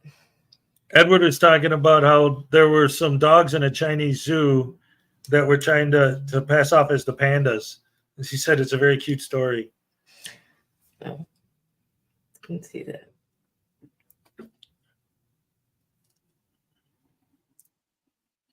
See, I was going to tell them, like, remember yesterday you were talking about your bracelet? I have the. Oh yeah. Yes. Mine is black and purple. Hers is purple and black. Yep. The friendship bracelets. Yes. Love it. Always. Yeah. And you were even talking about how like you had it on like in the hospital and stuff, and like never taken it. I never took the sports too. Yeah. Well, you know, the only time I ever took this off was when my son broke the string and I had to replace it. Yeah. Yeah, I never took it off unless forced to, by like having surgery and stuff. Yeah. Right. But yeah, that's great stuff. I have more than 1,000 vinyl and CDs in my collection. Oh yeah. Oh yeah. I used to love my records so much that even in the 90s, I had my turntable set up in my garage. Yeah. And like my friends would come over and we'd hang out in the garage and I would just put on a record, you know, and let it play. And that's one of the reasons too why I think like I love records, because I personally believe that I really do believe that they actually do sound better than CDs. Actually, CDs are clearer, but records, like, I mean, they've done studies where you've seen, like, they've shown the sound waves and how they're better. Oh yeah. It's all good. Yeah, I mean, you know, the fact of the matter is, this is, you know, yeah, that the subject's already kind of gone into. I don't know. I don't know. Some people might already guess it. Let's just say that, like, originally it was almost like we were playing a game with you guys to see if anyone would notice anything. But I mean, the fact of the matter is, it's more. The friendship bracelets are definitely more than just friendship. Let's put it that way. Yeah. But you know. Because yesterday? Yeah, yesterday someone in the chat was like, I always thought that you two would actually be like a good couple or whatever. Something outside of YouTube, yeah. Right, and it's like, well, actually, it's kind of always been a little bit more, than just working together. Like, so, yeah. It's weird because it's not like, you know, a secret, but it's not like, you know, when do we go public and let everyone know that, we actually do mean more to each other than just working together on the internet. A lot more, but yeah, like, it's not something you really just come out and put a newspaper article out and, you know. Right. But yeah. Yeah. Let's just put it this way, guys. Both of us are in positions where once our divorces on both sides are final, we already know what the next one's going to be. We have Let's our put it that way. plans. Yeah. Yeah. We have plans. Exactly. Yeah. But So yeah, that's the thing. And it's, yeah, exactly. Donna knows what I'm talking about. See? Let's see. I still have all the Kiss albums I bought on vinyl started in 1975. Oh yeah, great stuff, wow. great stuff. Good stuff. Yeah. I used to have the original, like my decorations in my old place. My walls were basically wallpapered with all my old album covers. Yeah. And Yeah. when I first had to take them down was because when the baby first started getting old enough to realize what they were looking at, she was scared to death of the Kiss album cover with the makeup. Oh yeah, I bet. Every time she looked at it, she screamed. So I had to take it down, and that's how I started, changing all that. But Yeah. whatever. My decorations as a teenager were like posters out of like Teen Beat and all those magazines from, like I loved Sebastian Bach. I just man, he was hot. Oh, And, yeah. so my side of the room was just plastered with him. My sister's side was all oh my gosh. Sorry, I lost it. No, it's all right. The drummer from Metallica, Lars. Oh, Lars Ulrich. Yeah. All of him. She was in love with him. So yeah. Until I moved out 15, and it was all I take it all down. But right. Then I grew up too, fast, and I didn't have time for that stuff. Never Yeah, really see, collected anything. when I was that age, it wasn't obviously, like posters of all the girls I had crushes on. It was the bands that I liked, Right. Yeah. I had like Iron Maiden and Led Zeppelin and the Doors and all that. But at one point, like when I was at the peak of my Iron Maiden fandom, I had literally all of their album covers. Like, okay, so I had this poster. I mean, it was huge, like 5 feet by like 10. I mean, it was this massive, huge poster. And it was Eddie from Iron Maiden coming up out of the ground like a zombie rising out of his grave. And then I had it surrounded with Iron Maiden posters. So I had a whole wall that was just all Iron Maiden stuff. And then the next wall was like a combination of like Led Zeppelin and the Doors and stuff like that. But I always had just, it's true. Marilyn Monroe's centerfold from when she posed for Playboy. That original centerfold of Marilyn Monroe from Playboy was always there. And because it was her, like my parents were always like, "Hey, you got naked girls on?" Oh yeah, but it's Marilyn Monroe, so I got to pass on that one because it was her. And it's the very first issue of Playboy. It's a historic thing, so okay, fine. And that's before things were too showy. Yes, right. I mean, it was literally like you couldn't, just yeah. You couldn't Before even see below the right. Then the days before, like a Penthouse and Hustler, where it was really raunchy. You know what I mean? So right, yeah. it wasn't vulgar. It was just a picture of Marilyn Monroe and right. It's art. Yeah, it was art. Yeah. Yeah. So yeah, I wouldn't even object to that. I mean, I don't object too much. You know what I mean? I'm not a prude. So, but I even think like Hustler is too much. Yeah, it's too much. It's don't raunchy. Go hang It's that just around. vulgar. Yeah, don't hang that around.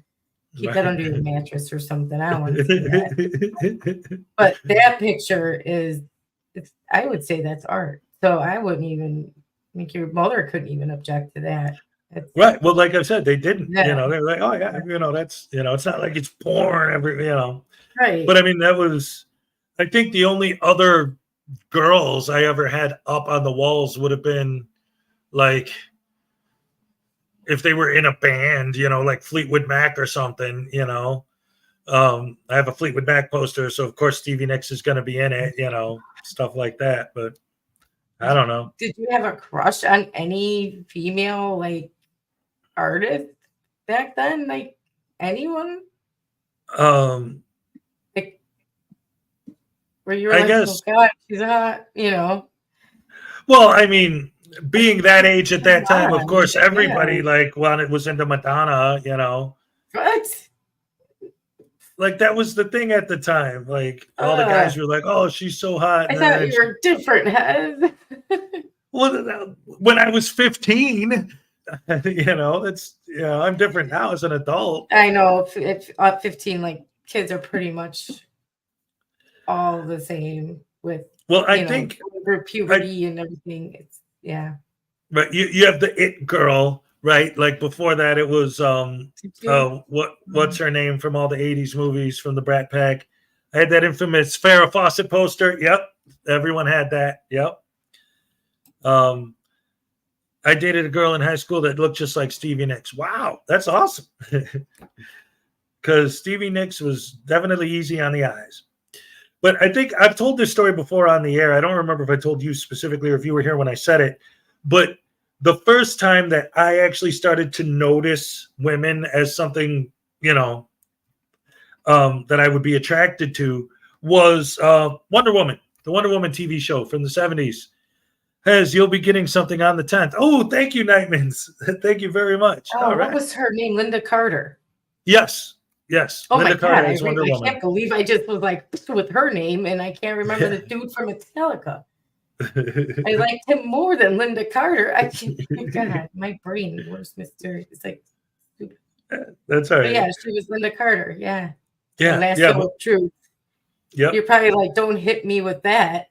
Not at 15, like, don't hit me with that. Please. Not when my mom's around, Yep.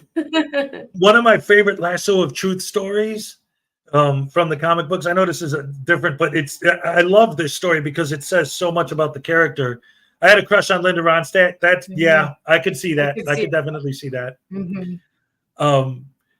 There's in one of the Justice League comic books, Wonder Woman gets Batman in the Lasso of Truth. It's physically impossible to lie when you're in it. And she said, "What's your real name?" And he said, "Batman." Wow. So he's a psychopath that believes his own lies then. Or it's not really a lie that he's Batman, but he believes so. It's a lie that he's firmly. Bruce Wayne. No, it's a lie. Bruce Wayne. Right. That's his real name, but that's not him. He's Batman. Bruce Wayne is just a character he plays so that people won't know he's Batman, Right. See, Donna Ray, I could believe this. I used to belt it out like Stevie. Nice. You've heard her. You've heard her voice, right? Oh, yeah. Stevie Nicks? Yeah. No, Donna Ray. Oh. She sounds like she can sing like the blues. You know what I mean? Like she's got that deep, sexy, smoky voice. Yeah. So I can see that she could probably, when she was younger, sing Stevie Nicks. She probably still can. Right. Yeah, you guys need to hear Donna. She's got that voice. I wasn't straight. That's awesome. Yes, indeed. Not anymore, but I used to, she says. I believe she still can. Well, I'll tell you, my mom, she used to be a really good singer. And Mama has? Yeah. Hezo Oh, Mom? yeah. She's beautiful too. So she could have been up on stage with your dad. And let me tell you something. This was something I'll never forget this. So my whole life, they would always tell this story about how when they first started dating, they won a jitterbug contest. And you hear that story and you see old movies and you think, okay, whatever. But there was one time where we were at a wedding and they were both drunk enough and in good enough of a mood that they actually decided to dance together, like actually spend time together, like a couple almost. Yeah. But seeing those two dance I'm trying together, to picture this. I'm trying to picture your mom jitterbugging, and it's so sweet. It's like, I know you were But- probably like because they were so freaking good. yeah. Like, after hearing this story for 20 years as an adult sitting in this wedding party, watching them on the dance floor and actually seeing it and realizing, damn, they really were that good at dancing. Because if that's how they were dancing at 50, how could I imagine what they were doing at 20? You know? So Like, yeah, it's not far fetched to imagine they won that contest. right. It was unbelievable, and the twirls and then turning around and like I go, wow, I didn't know you guys had it in you. They're like, we've been telling you your whole life that we could do it. Like, yeah, but I never actually saw it. Yeah. Oh, they were sore as hell the next day. Oh, I'm sure. You can't do things at 50 like we were just talking about that you couldn't do when you were 20. Right. Like But 2 you hours sure of can't get sleep drunk and enough to go try. work. You know, like go to work after partying all night. You still have the stamp on your hand from the concert or the club, and you just stumble into work in the same clothes, reeking like beer, and you're like, I'm here, you know. Right. And you were fine. You didn't get any sleep, and you were fine. Now I punch somebody in the face. I would. I would literally punch somebody in the face. But don't talk to me. I didn't get any sleep last night, you know. But you could do things back then that you can't do now. But that's so sweet that they did that, you know. I would. It was. Man, that would be like for you, it's a memory. It's a core memory, you know.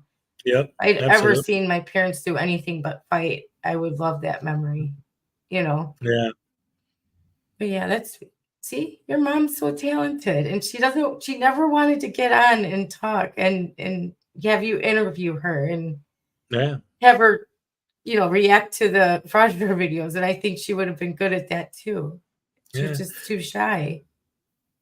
Well, Like, she would talk to was me, but she wouldn't talk to Yeah. anybody else. Like get on and talk to anybody else. that was a problem too, even back then. Like, I remember at one point, they decided to work together because my dad's a musician, you know, where he would play the guitar and my mom would sing, you know, and they made a recording together, and it was great and it was beautiful, but it never worked out because it was always that, you know, they'd be going and they'd be jamming, but then they got to start throwing jabs at each other and being that, you know, and it would always fall apart. And then No, see, you got when you're creating together, it shouldn't be about that. It should be about creating and making something good and wonderful, you know. Yeah. You and I have created stuff together and we didn't fight at all, man. We were just talking and conversation led to creating, and then we were so excited when we were like, yeah, that's it. And that's all I remember. yes. It's like the excitement of finally nailing something down. Like, this is what we're gonna do. It's so exciting. I can't be throwing jabs at you. Like, Oh, stupid. That's not gonna work. You know, that's like, come on, I can't see that at all. I just can't. No. And like when we had the whole Thursday show and everything, like, Oh, yeah, God. exactly. It It's was like so fun to create that. It was so fun. Yeah. And what ends up happening too, I think, like with us, one of the reasons why we work so well is because if something like that does come up, a lot of times it'll come up on the air. And it'll be like, see, I told you. And it's like, okay, yeah. But the audience, like, look at the chat. They're like, oh, no, that was, you know what I mean? But it's being able to suss those things out in a way that's logical, where it's not a fight. It's, hey, let's do this. Let's try this. I don't know if that's going to work. Well, maybe let's talk it out. Let's try it and see what happens, how the audience reacts, you know? Or we tweak it just a little bit to the left, and now, you know what, that is going to work. You know, Right. that's the most exciting part of this for me, is the creating. Mhm. And that excitement you feel when you finally do hit on that thing that you are sure everybody's going to love. I Right. can't see fighting about it. You know, it's like, what is there to fight about? You're creating Right. something. It's like, why would you throw an argument in there? It ruins it. Yeah. It totally ruined it for me. So I don't know. I loved it when we were creating stuff, and Right. I loved it. It was just the best part of it for me. Well, I think like in situations like what we were talking about that got us on the track, like with my parents or whatever, I think a lot of people, especially in music, because so many bands always end up breaking up, right? It's like trying to see it from their point of view, like as a singer, like maybe, hey, you're playing it too fast, I can't keep up, slow down a little bit. Now you're playing it too slow, it's, you know what, and then it ends up becoming an argument, you know. But it's like, you just make the adjustments and just do what you got to do, you know. Yeah, I just don't know why it has to be an argument. Why are there so many arguments all or just in general? You know, I understand there's some things that will be arguments, you know, you feel passionate about something, but some things, no, some things you can work out without there being huge, big deals about it. Right. The emails. There's so many emails right now. Oh, I'm sure. I'm sure. I have so many emails. Yeah. But I don't care. It's fine. I know. But Leland, she says, does anyone get stage fright? Here's the thing. Yeah. When I was the lead singer of a band, I got stage fright all the time, like, you know, and playing the guitar and stuff. But what I learned was that, and again, everyone has a different thing that they have to do to get over it. For me, it was literally like in my head, I would picture like a pool of cold water. I just dive in and just get used to it right away instead of trying to walk in slow. And that's how I would do my performances, is when I would come out, I'd hit the stage, you know, like I wouldn't just come out and start, I would attack the stage. I'd be like, hey guys, it's me, big and bombastic and crazy. Like, instead of, oh no, everyone's going to be looking at me, it's like, hey, look at me, you know, and then just get into it. And then it was fine after that, because I started by breaking it, you know, so now I don't have to worry about it, you know. I still get stage fright, believe it or not. You know, I've done this how many times, or on how many panels, and still a little bit nervous before we start, you know, because I'm like, oh God, am I going to forget things? That's my biggest worry right now, is like totally forgetting things, you know, like I did with the dude from McDonald's. I'm like, I just had it. And then it disappears. But I know they're very forgiving people. Everybody's forgiving, and you help me out, so it's good. But I still get out a little bit of, you know, nervousness, but it's no big deal. You know, it goes away immediately. Right. Yeah. But that's another thing too, and you just said it. Another one of the reasons why I think you and I work so well together. We're around the same age. We're basically from the same area. We have so many things in common that there are certain references that you make that I know and understand what you're talking about. And it's like, you know that I know you're not going to get offended if you say, what was that guy's name? And I tell you, you know, it was Lars Ulrich, you know, because some people, like my mom is good for this. If she doesn't know something and I tell her, it's like I'm being pompous or something, like, haha, I know more than you. But no, I'm helping you out, you know? Doesn't mean you know more than me if you remember the name and I don't. Right. What does that have to do with the level of knowing things? I don't know. Well, no, that attitude always confused me. But I don't get offended that easy. You know that. I'm like very thick-skinned. It's people think I'm not, but I am. Believe it or not, very thick-skinned. A lot bothers me. This is important, because when you mentioned that thing, like people think I'm not or whatever, but because here's the thing, and this is something that we always try on this channel. It's very important to both of us, and Ray and I are very much on the same page with this. Like, all of the drama and all of the craziness and all the other stuff, what's up, takedown, and all the stuff going on outside, we try to keep that stuff out of here all the time. But that doesn't mean that they try to bring it to us. We get emails, we get messages, DMs, it all the time. And it's like, oh, well, you see somebody in the comments say like, oh, you're stupid or whatever. It's like, well, how come you would let that bother you? It's like, yeah, but if you guys saw some of the emails, if you guys heard some of the things that these people say, it's not that simple. It's like really, really, really bad. And sometimes like not just like in a personal attack, but that's why the whole idea of the doxing thing gets so crazy. Because when you get an email from someone saying, hey, you're an idiot, okay, I don't care. Whatever. But when you get an email from somebody saying, hey, I'm going to come to your house and I'm going to kill do you, this and to you. here's your They name and literally, address I got to an prove email I the other know where it day. is. I got an email the other day saying somebody was going to do that to me, you know, and then I have some troll that's on a comment section saying they're going to dox me. Those two put together, it can make me a little nervous. It's not about having thick skin. It's about, well, okay, I'm pretty sure they're not going to follow through with that threat. They're just keyboard warriors, but there's a little part of you that has to be a little bit aware, you know, Right. that could happen. And It's that's not why over videos. It's not over videos. Right. It's truly not over videos. So I delete them, I trash them, and I do ignore the majority of them because Right. why would I? They're just, that's all. They're miserable people. Misery loves company. You know what I mean? That's the way I see it. But again, the reason, because a lot of people have said to me before, like, well, why do you get so freaked out over doxing? A lot of people dox or whatever. But to me, that's the line between just somebody being an idiot keyboard warrior and an actually credible threat.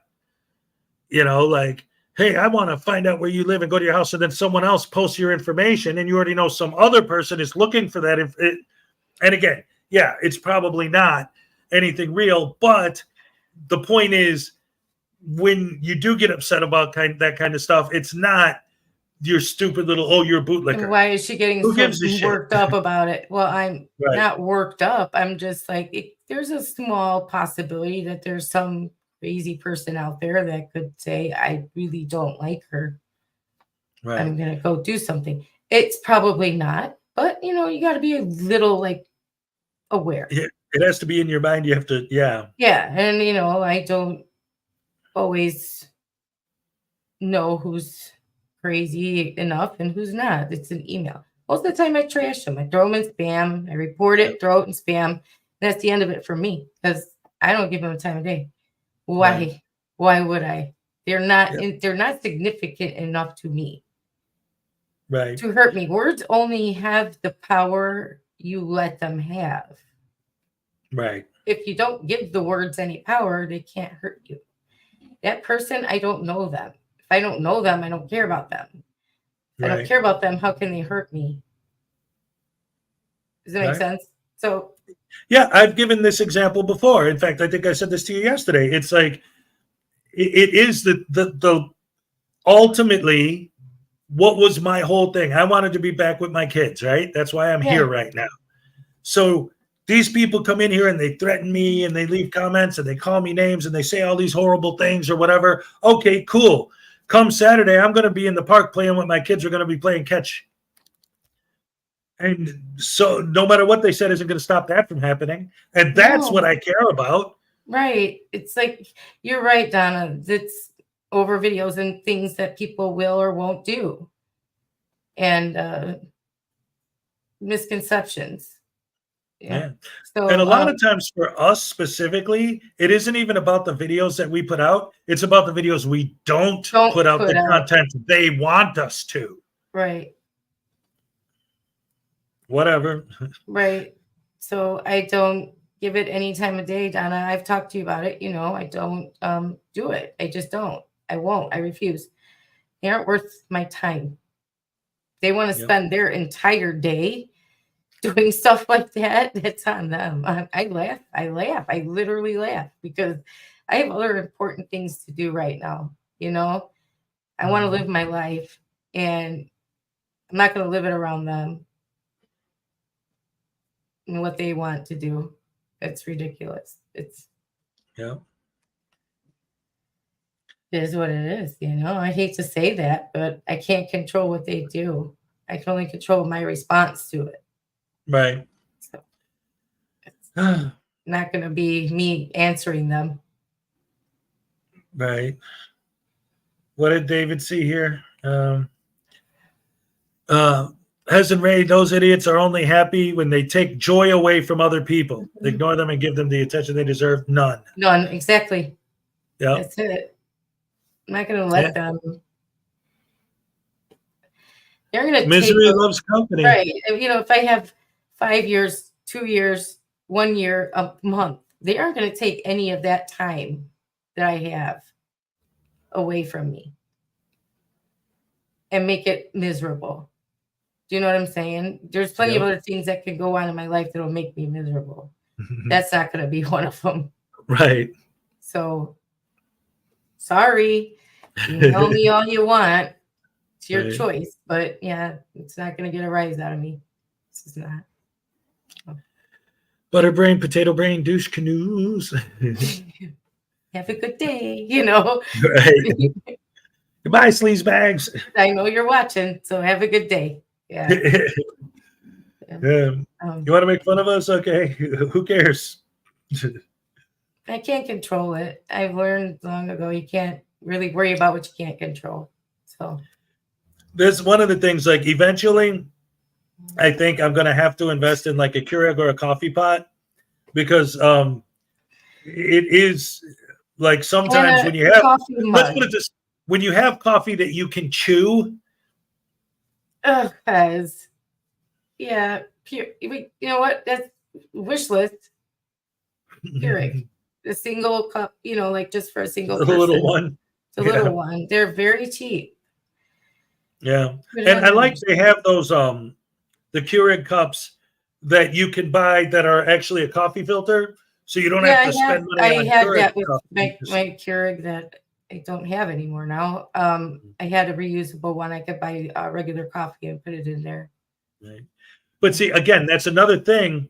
I don't put things like that on the list because when I go to Florida, I got a coffee pot and a Keurig both waiting for me down there. You know, Okay, I got a full set of pots and pans waiting for me how down long there. is it going to be until you go to Florida? As soon as I have the transportation to do it. That's all it comes down to. And you have no idea when that's going to be, Hez. So why not make yourself comfortable, get a coffee pot, get a coffee cup, and have coffee you don't have to chew. Yeah. Well, it's not always. It hurts to have a backup. I mean, you get the stuff from Florida, you have a backup then. You can put one away in case one breaks. That's true. Guys, you should have heard her last night so what happened was, for those of you who know, some people have been asking, hey, he should post his Amazon wish list so we could get him some stuff for the new apartment. So her and I, we're working on it together, because I was thinking, like, there might be things that I didn't think of that you would come up with. And that was part of the discussion last night while we were looking at that. We're looking at the list together, and she's like, well, why don't you put this on there? I'm like, she's like, why don't you put towels on there? I'm like, I have a towel. She's like, no, why don't you put towels on there? I'm like, but I got one. Why would I want to buy towels? Like, why wouldn't you? I'm like, well, when I go to Florida, I'll get more, I'm trying to live on the absolute bare minimum I need to survive. Understand the concept of having multiple towels. Like, I have right now, I think 3 sets of towels, because you change them, Well, just wait till laundry day, grab the one towel you have that's probably very raunchy by then, and throw it in the laundry. I mean, I have 2, to be fair. I have 2. What do you do when the boys come over? Well, no, that's what I'm saying. That's always laundry day is on the weekend. No, but yeah, hold on. Share a towel? Tell me they don't share towels. Please, guys, please don't just lie to me. Tell me they are not sharing a towel. There's my coffee cup. The Doc Leno story time coffee cup. Thank you, Christopher. But he's got one in Florida, Christopher. He can sleep on a mattress pad. Right, that's what I'm doing. But we don't know when you're getting to Florida. That's the thing. So you got to get some stuff. Everybody has more than one towel head. Everybody does. Because either they have a wife or they're a woman and they know better. Email me, because that is absolutely not impossible. I could tell you where my mom's at. She already has everything packed up. She'll tell you what to grab. And if you'll drive it up here and drop it off for me, and then we could jam, grab your guitar, I'll grab mine. Oh, baby. Florida Jim, email me, because that could work. That's not fair. I want to meet Florida Jim. Right? Oh my goodness. Wow, that would be Yes, amazing. and extra bed sheets. See? Just see?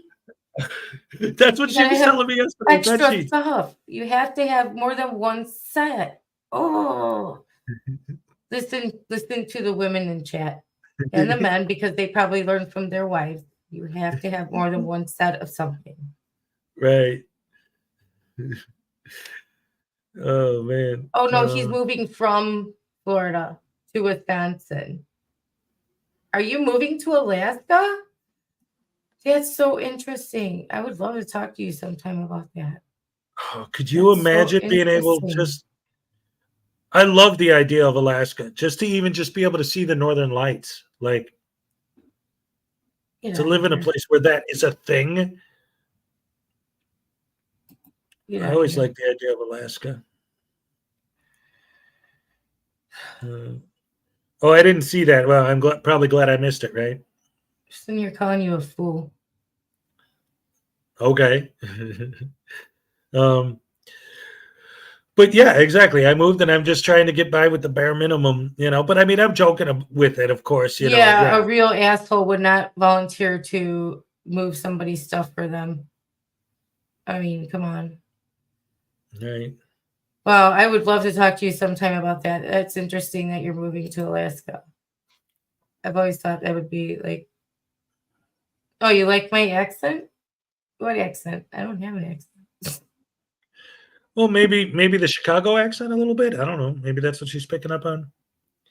Everybody insists I have one. I don't think I do. Yeah. I'm sure I do. Thank you, Donna. That's very sweet of you to say. Mm-hmm. Well, I mean,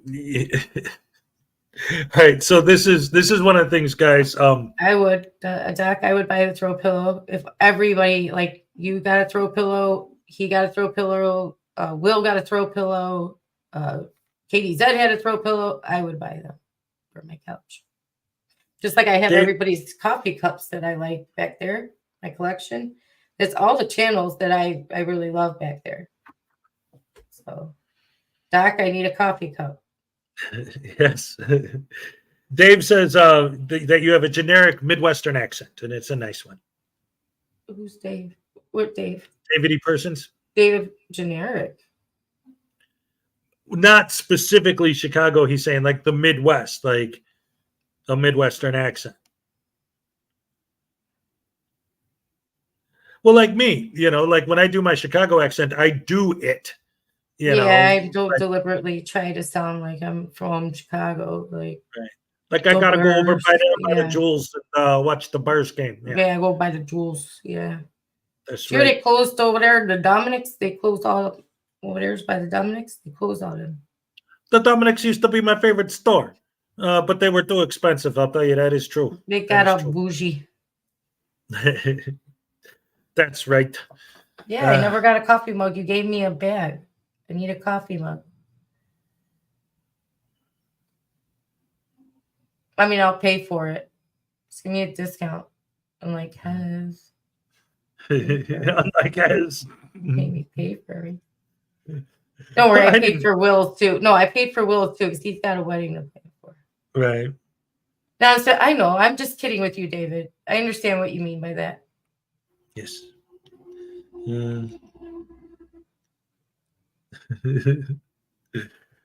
Common way of making vowels and attacking consonants. Yeah. We never say T's anyway. We always say it D. D. Yeah. We never say a T. These guys over by there, my favorite thing about being from Chicago is, first of all, we don't have a living room. We have a front room. That's where we go through the front. Room. That's right. And we don't count 1, 2, 3. We count 1, 2, 3. That's right. Over by there in the city, it's good stuff. Good stuff. It's over by there. That's right. It's over here. It's over here. It's over by there. It's across the way. Yep. When I was a kid growing up, go over there, by there, and you're gonna want to go over there, and then you're gonna go over there, and that's where it's at. That's right. Well, no, you don't understand. See, when you're walking down the street, you're trying to get over by there. So what you got to do is when you get to the corner, you got to make a left, and then you go a few blocks right down, there. and you'll see it. You'll know it. It's over there. So right there, you know that place over there. Yeah. Well, you mean by the Missed jewels? it, No, then you no, gotta no. turn around, then you gotta go back over there. And when you're our age, you could go by the Ventures. Remember the Ventures over by there? Ventures, yeah, I remember the Ventures over there. We all live by Ventures over there. My favorite part of the Venture, it actually is Venture, but we called it the Ventures because The of Ventures. Chicago. Everything is the Jewel, it's the Venture. And you add an it S. was The Dominic. Jewels, the Ventures. Yeah, you always say the in front of the store. And but my favorite thing about Venture when I was a kid was my local Venture store.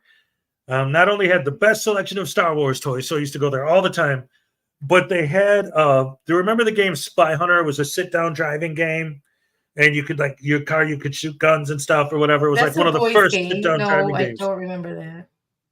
It was broken, so if you put one quarter in, it would give you unlimited lives. So I would just sit there like, yeah, $2 for my way. Yes, absolutely.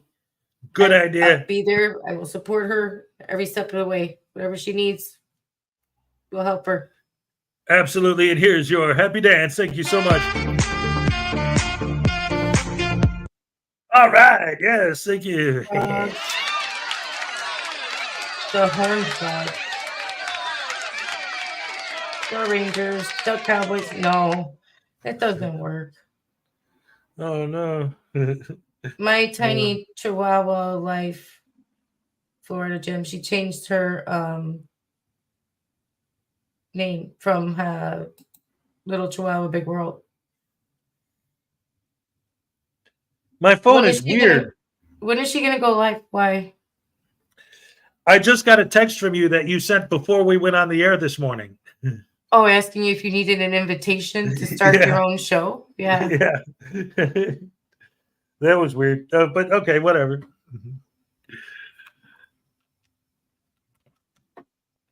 My little tiny Chihuahua life. We still call her Little Chi. I'm calling her Little Chi, tiny. Yeah, I call her Little Cheese still too. I can't figure out what else to call her. I don't want like my tiny. It sounds weird. Yeah. You know. Tiny Chihuahua. Yeah.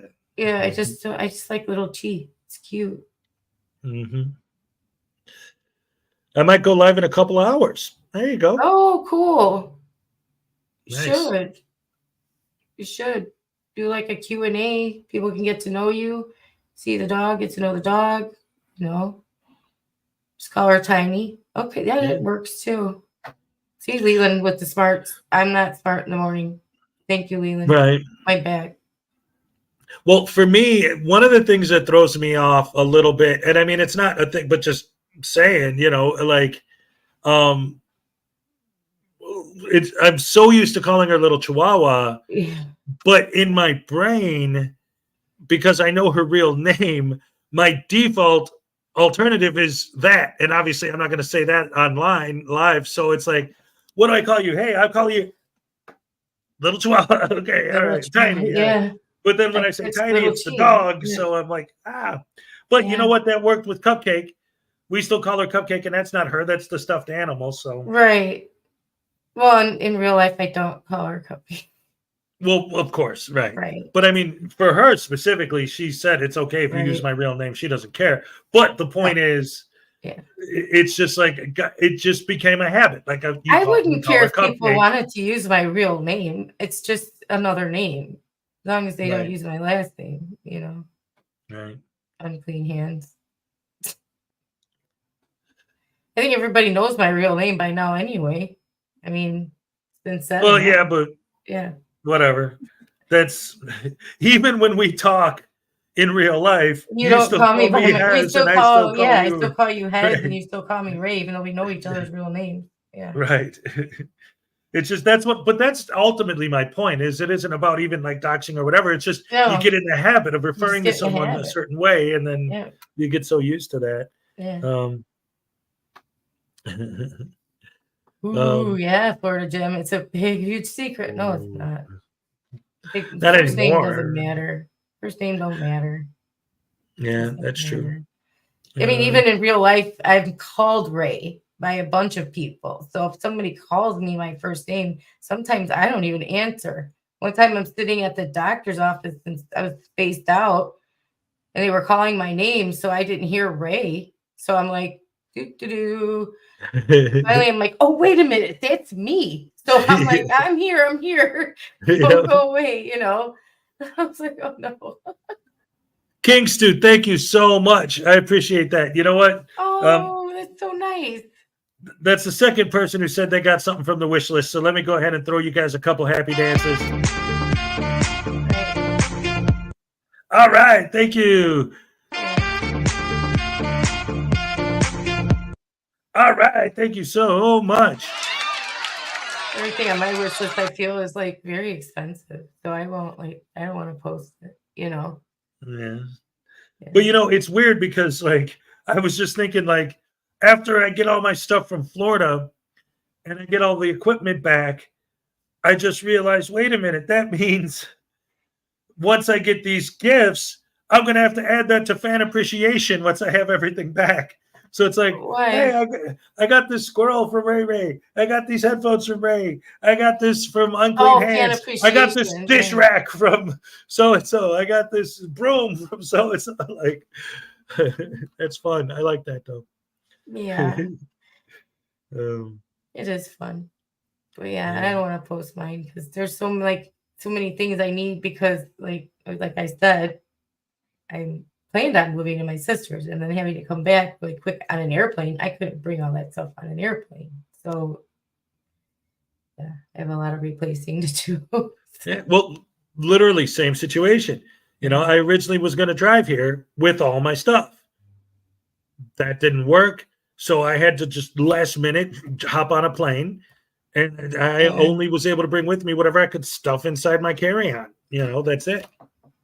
Well, I splurged and checked a bag because I needed to bring clothes and my laptop and a bunch of other stuff. Like my medicine took up a lot of room. Yeah. And couldn't bring any insulin because that needs to be refrigerated, you know. So on the way here, it didn't survive. I had it like packed real well with ice and everything, and it just didn't. Ice just all melted and stuff, and it was like, what the heck happened? It's been supposed to do that, you know. Right. So none of my insulin survived, and I had to get like emergency insulin there. I had to call up and get that, and it was a big pain, but yeah. So I had open vials, you know, of course. It Well, just right. opened, so they're lasting me, so I have insulin now. But that was a pain because it has to stay refrigerated. It's like old school as it can get, you know. Right. It won't give me a pump. So anyway, yeah, so I lost a lot of stuff. Yeah. But I did find it I put it on the wish list, a monitor. And it was like 89 bucks. It was cheap monitor. I'm like, wow, maybe they're just coming down in price now. I didn't know, you know. Mm-hmm. So I had my monitor for a while. It was working just fine. So I get a new one, right? Right. Don't really need it right now, so whatever. Oh, I'm not the type that just buys stuff because Just I to want buy a new it. one. Yeah, I just if it's not broke, don't fix it. You know, Right. leave it alone. Exactly. Spend the money, yeah. So That's another thing too. Like when I was in Florida, my mom always used to yell at me, like, "Why are you so cheap?" And I mean, I guess in a way that's like even now, like, yeah, I bought a towel. What's the big deal? But like, she would always come home with all this stuff, and I'd be like, "Why did you buy that?" It's like, "What do you mean? Like, we don't need that." Yeah, but I wanted it. Yeah, but that costs money. Look, how much did that cost you? $20. Okay, so that's $20 you don't have in your pocket right now. But you do have something you're never gonna freaking use. Like what's? yeah, It's just. I don't spend money like that. You know that I don't spend like. I'll buy you stuff. I'll buy you stuff all day long, but for my own self, no. Right. Let's check your email when you get a chance. Okay. Oh, wait a minute. I don't want to check my email. Oh, okay. No, it's yeah. Maybe I should stop with that then. Ugh. Yeah, I'm not gonna say that out loud, David, but thank you for the heads up. Absolutely. I'll tell you later, Ray. Right, Donna, responsible. Exactly. I have bills to pay, a little cat to take care of. Right? Yes. It's not You're about being very cheap, it's spoiled. about being responsible. He's spoiled. The cat's spoiled. Yeah. You're very I've seen it spoiled. with my own eyes. Yeah. Aren't you? What you need? You want to go out in a minute? Well, Goes yeah, I out, mean, we're stays in almost the garage. Yeah.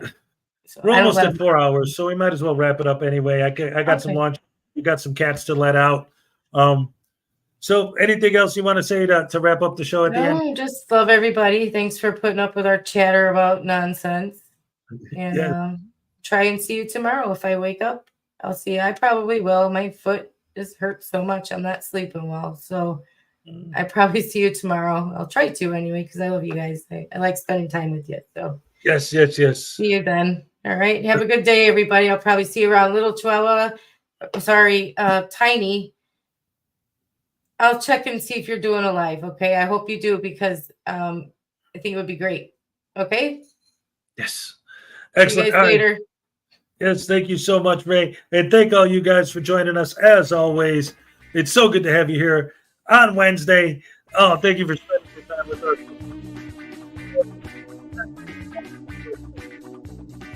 I always say at the end of the show, and eventually I'll get my Elvis gnome back. Oh, yeah. Miles shook up.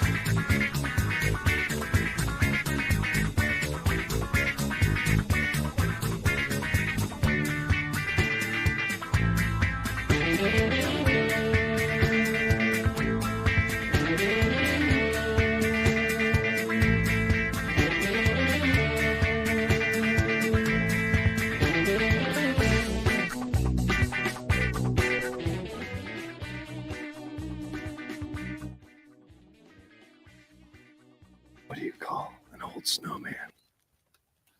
A glass of water.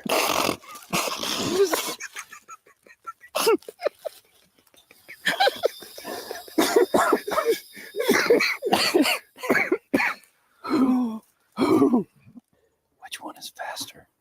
Hot or cold? Hot, because you can catch a cold.